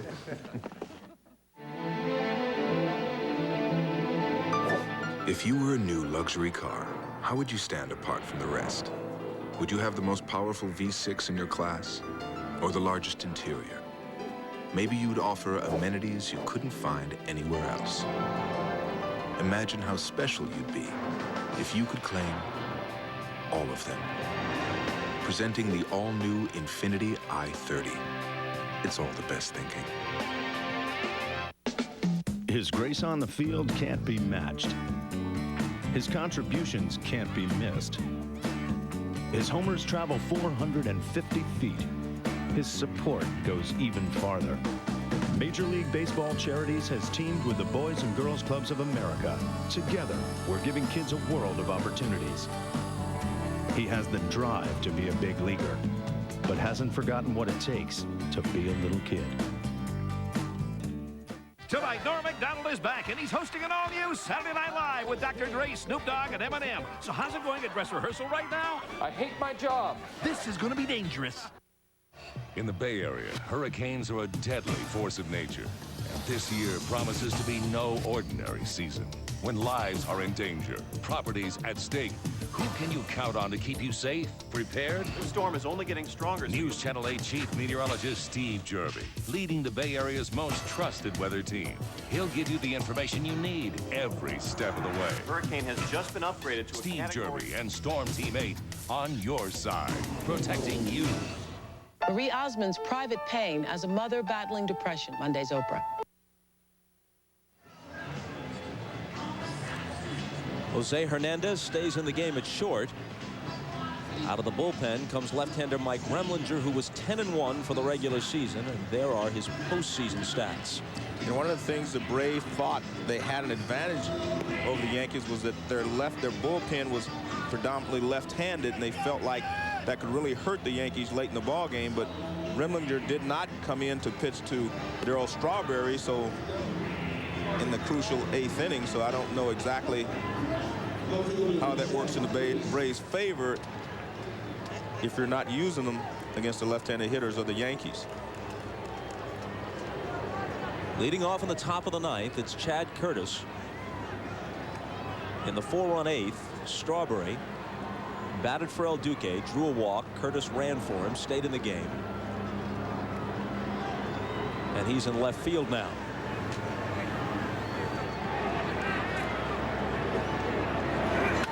Swings on the first pitch, skies it to shallow right. Brian Jordan is there.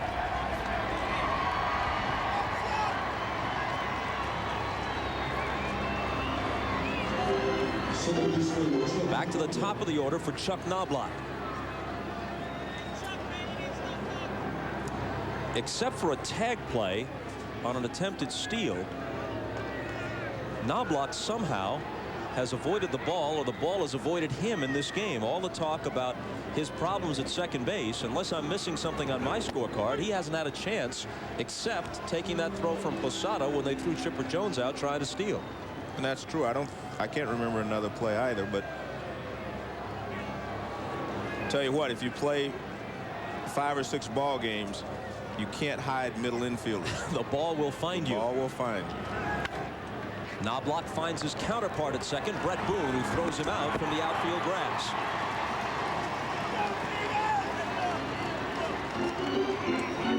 So Torrey has less to worry about with at least a 3-run lead going to the bottom of the 9th, and Luis Sojo unavailable. Sojo in Venezuela for his father's funeral, and the Yankees playing a man short the first 2 games of this series.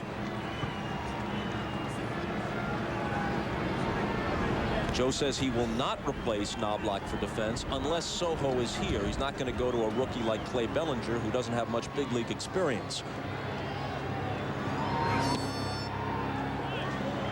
2 quick outs in the top of the 9th. Here's Jeter. Last year we talked about the Yankees and how good they were without having an MVP on their ball club. Well, I think this year this guy here has become an MVP, and Bernie Williams, both of these guys have stepped up and become the stars of this Yankee team. And Derek Jeter has just been almost perfect from opening day until the end of the World Series. I mean, he has been the guy for the Yankees.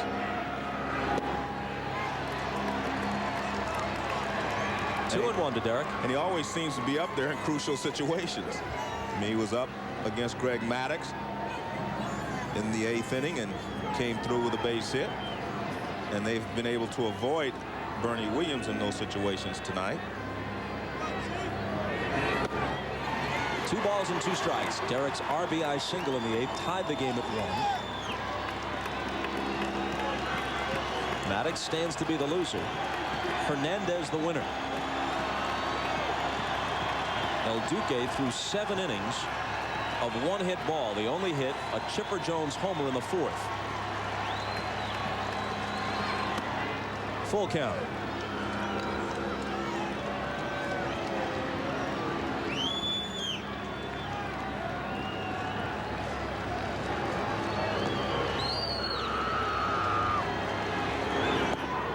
And he loses him.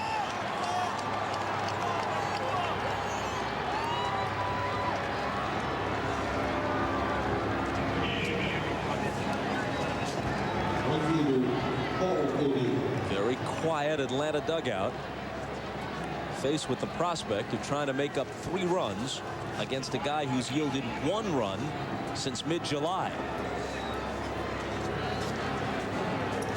The Braves really were the last team to victimize Rivera. Andrew Jones had a home run against him. Last save he's blown, last homer he's allowed this year. They've got him picked off. Jeter sprints for second, and he's gone. Officially a caught stealing. That puts an end to the top of the 9th.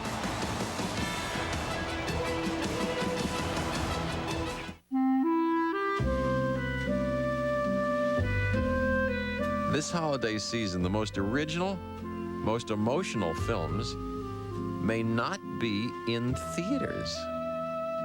They'll be on your desk. Introducing the easiest way to create and compose and edit and polish your own home movies. The all-new iMac, now with desktop video. Together we've celebrated birthdays and opening days. Good efforts and little losses. Moments that live once and forever. But what we've really celebrated is time together. Now McDonald's salutes the year-long Walt Disney World Millennium Celebration, where new memories are yet to come. Commemorate this momentous event at McDonald's with 4 special edition glasses. Where can you start celebrating the millennium? Did somebody say McDonald's? You know, I wonder if you can fix that truck again. E-tailers like Amazon.com choose priority mail. Shouldn't you? Oatmeal lovers, book a chapel in Vegas. If you have a passion for moist, chewy oatmeal and satisfying chunks of real fruit, then say I do to new Nutri-Grain Fruitful Squares. Fill up and you're good to go. This is the one. I was so psyched it came out. My brothers dared me to do it. They didn't think I could keep up.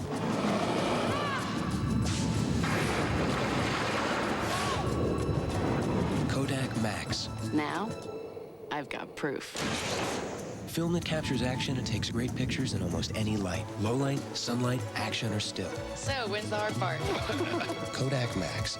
Now with even better color. I can see you.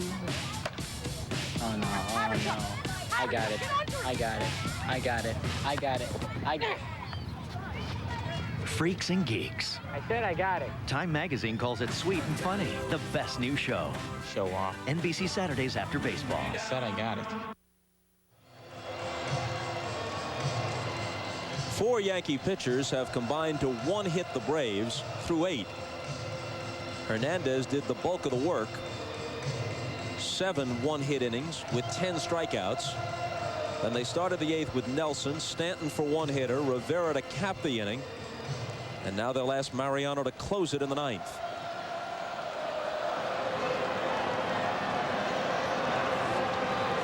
Gerald Williams 0 for 3 with 2 strikeouts against El Duque. Takes strike 1 from Rivera.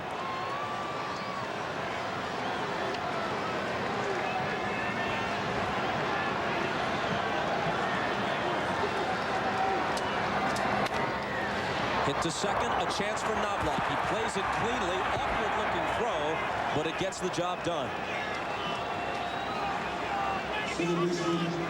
Here's Knobloch, Gold Glover in '97, 26 errors to lead American League second baseman in that dubious category this year. And he's had problems on these types of throws where he has time, but you see there he kind of picks up the target very quickly. He doesn't get a lot on the throw, but he retires the runner. He threw that like he was playing catch with a small child.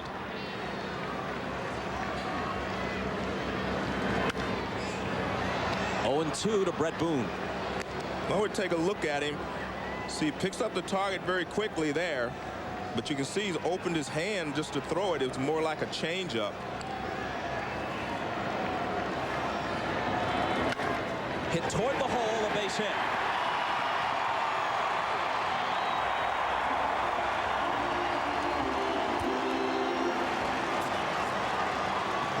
High fastball. Boone, pretty good high fastball hitter. But Rivera's high fastball is a little different than most. He hammers it and hits it in the hole to right field. If you're the Braves, all you're trying to do now is bring the tying run to the plate. You need to try to get a situation where in one swing of the bat you can tie the ball game. They're 1 base runner away from that.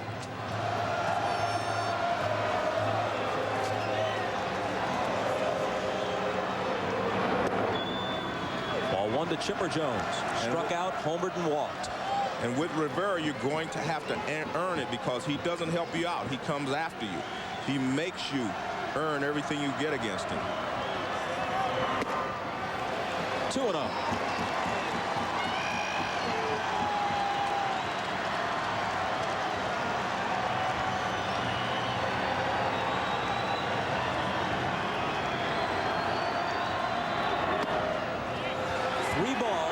No strikes. I think Mel Stottlemyre's wondering where that pitch was.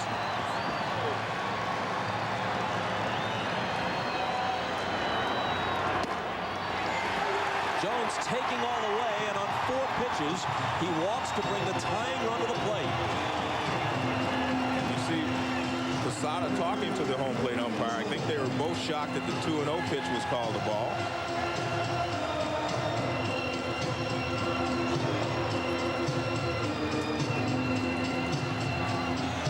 So here's Jordan,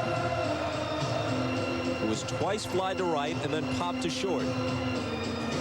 When they weren't sure if they could sign Bernie Williams, the Yankees had some interest in Jordan during the offseason. Eventually, Bernie stayed in New York. Jordan went from St. Louis to Atlanta.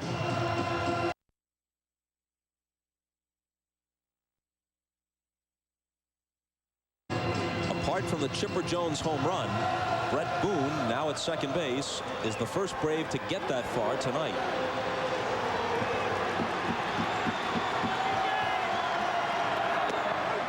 Strike 1 to Jordan, who hit 23 home runs during the regular season.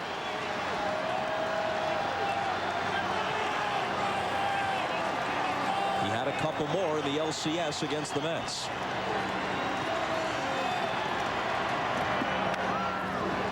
And Rivera quickly gets ahead of him 0-2. And the 2 good cut fastballs right on the outer half of the plate.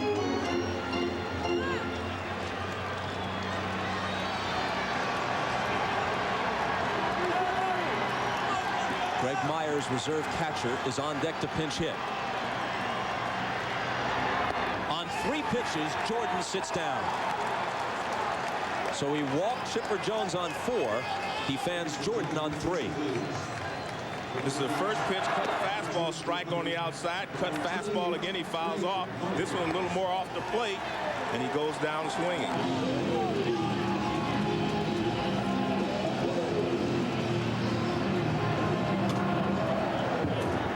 A disgusted Jordan is the second out of the ninth. This was Klesko's spot in the lineup. Hunter replaced him for defense. Myers now bats for Hunter. And hits a little pop that Brocious chases down in foul ground. And game 1 goes to New York.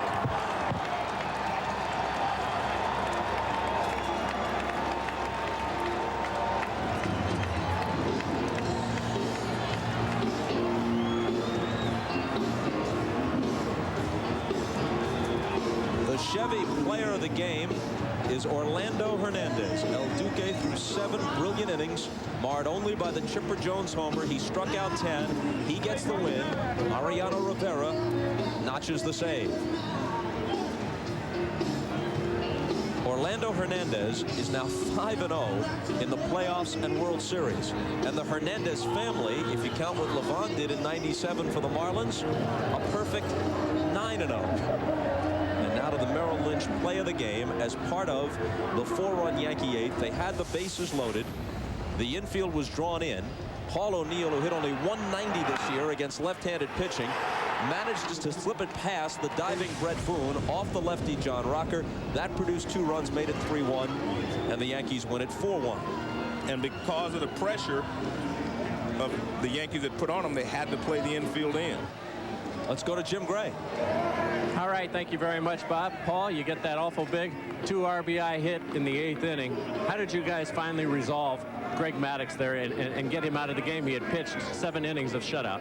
Well, I mean, we got a break there on the bunt, obviously. It really set things off for us. But, you know, Straw goes in off the bench and gets a big walk, and, you know, you get some runners. And I think, you know, the days off hurts both teams as far as hitting. It's tough to come after not playing for 4 or 5 days and go out and have good at-bats. But Maddux, as usual, was great, and we're just going to get to him. What can you say about El Duque? He has a 1-hitter. Turns out the 1 hit is the 4th inning home run to Chipper Jones, but he turned in a fabulous performance for you guys. It's so much fun to play behind him. I mean, he's got so much confidence now. He throws from different angles, and he puts everything he's got, his heart and soul out there, and he believes that he's going to win. And he's pitched some great games for us. Paul, congratulations on game 1. Thank you very much. All right, we'll see you tomorrow. All right, Bob, back upstairs to you. Jim, thanks a lot. The Yankees have now won 9 straight World Series games. They're 8-1 against playoff and World Series competition this year. Again, the final score, the Yanks 4, the Braves 1. We're back tomorrow night for game 2 of the World Series, Millwood versus Cone. And the special pregame show begins at 7:30 Eastern and will include the live introduction and ceremony of the MasterCard All-Century team. That's tomorrow at 7:30 Eastern here on NBC. Tonight, following your late local news, an all-new Saturday Night Live featuring Norm Macdonald and the music of Dr. Dre featuring Snoop Doggy Dogg and Eminem. I'm guessing that's not Mantle and Maris. And for those of you who'd like to continue with our World Series coverage, tune to CNBC right now for the post-game report. For Joe Morgan, Jim Gray, and Craig Sager, I'm Bob Costas. This is NBC, home, as you know by now, of the 1999 World Series. Broadcaster Vin Scully.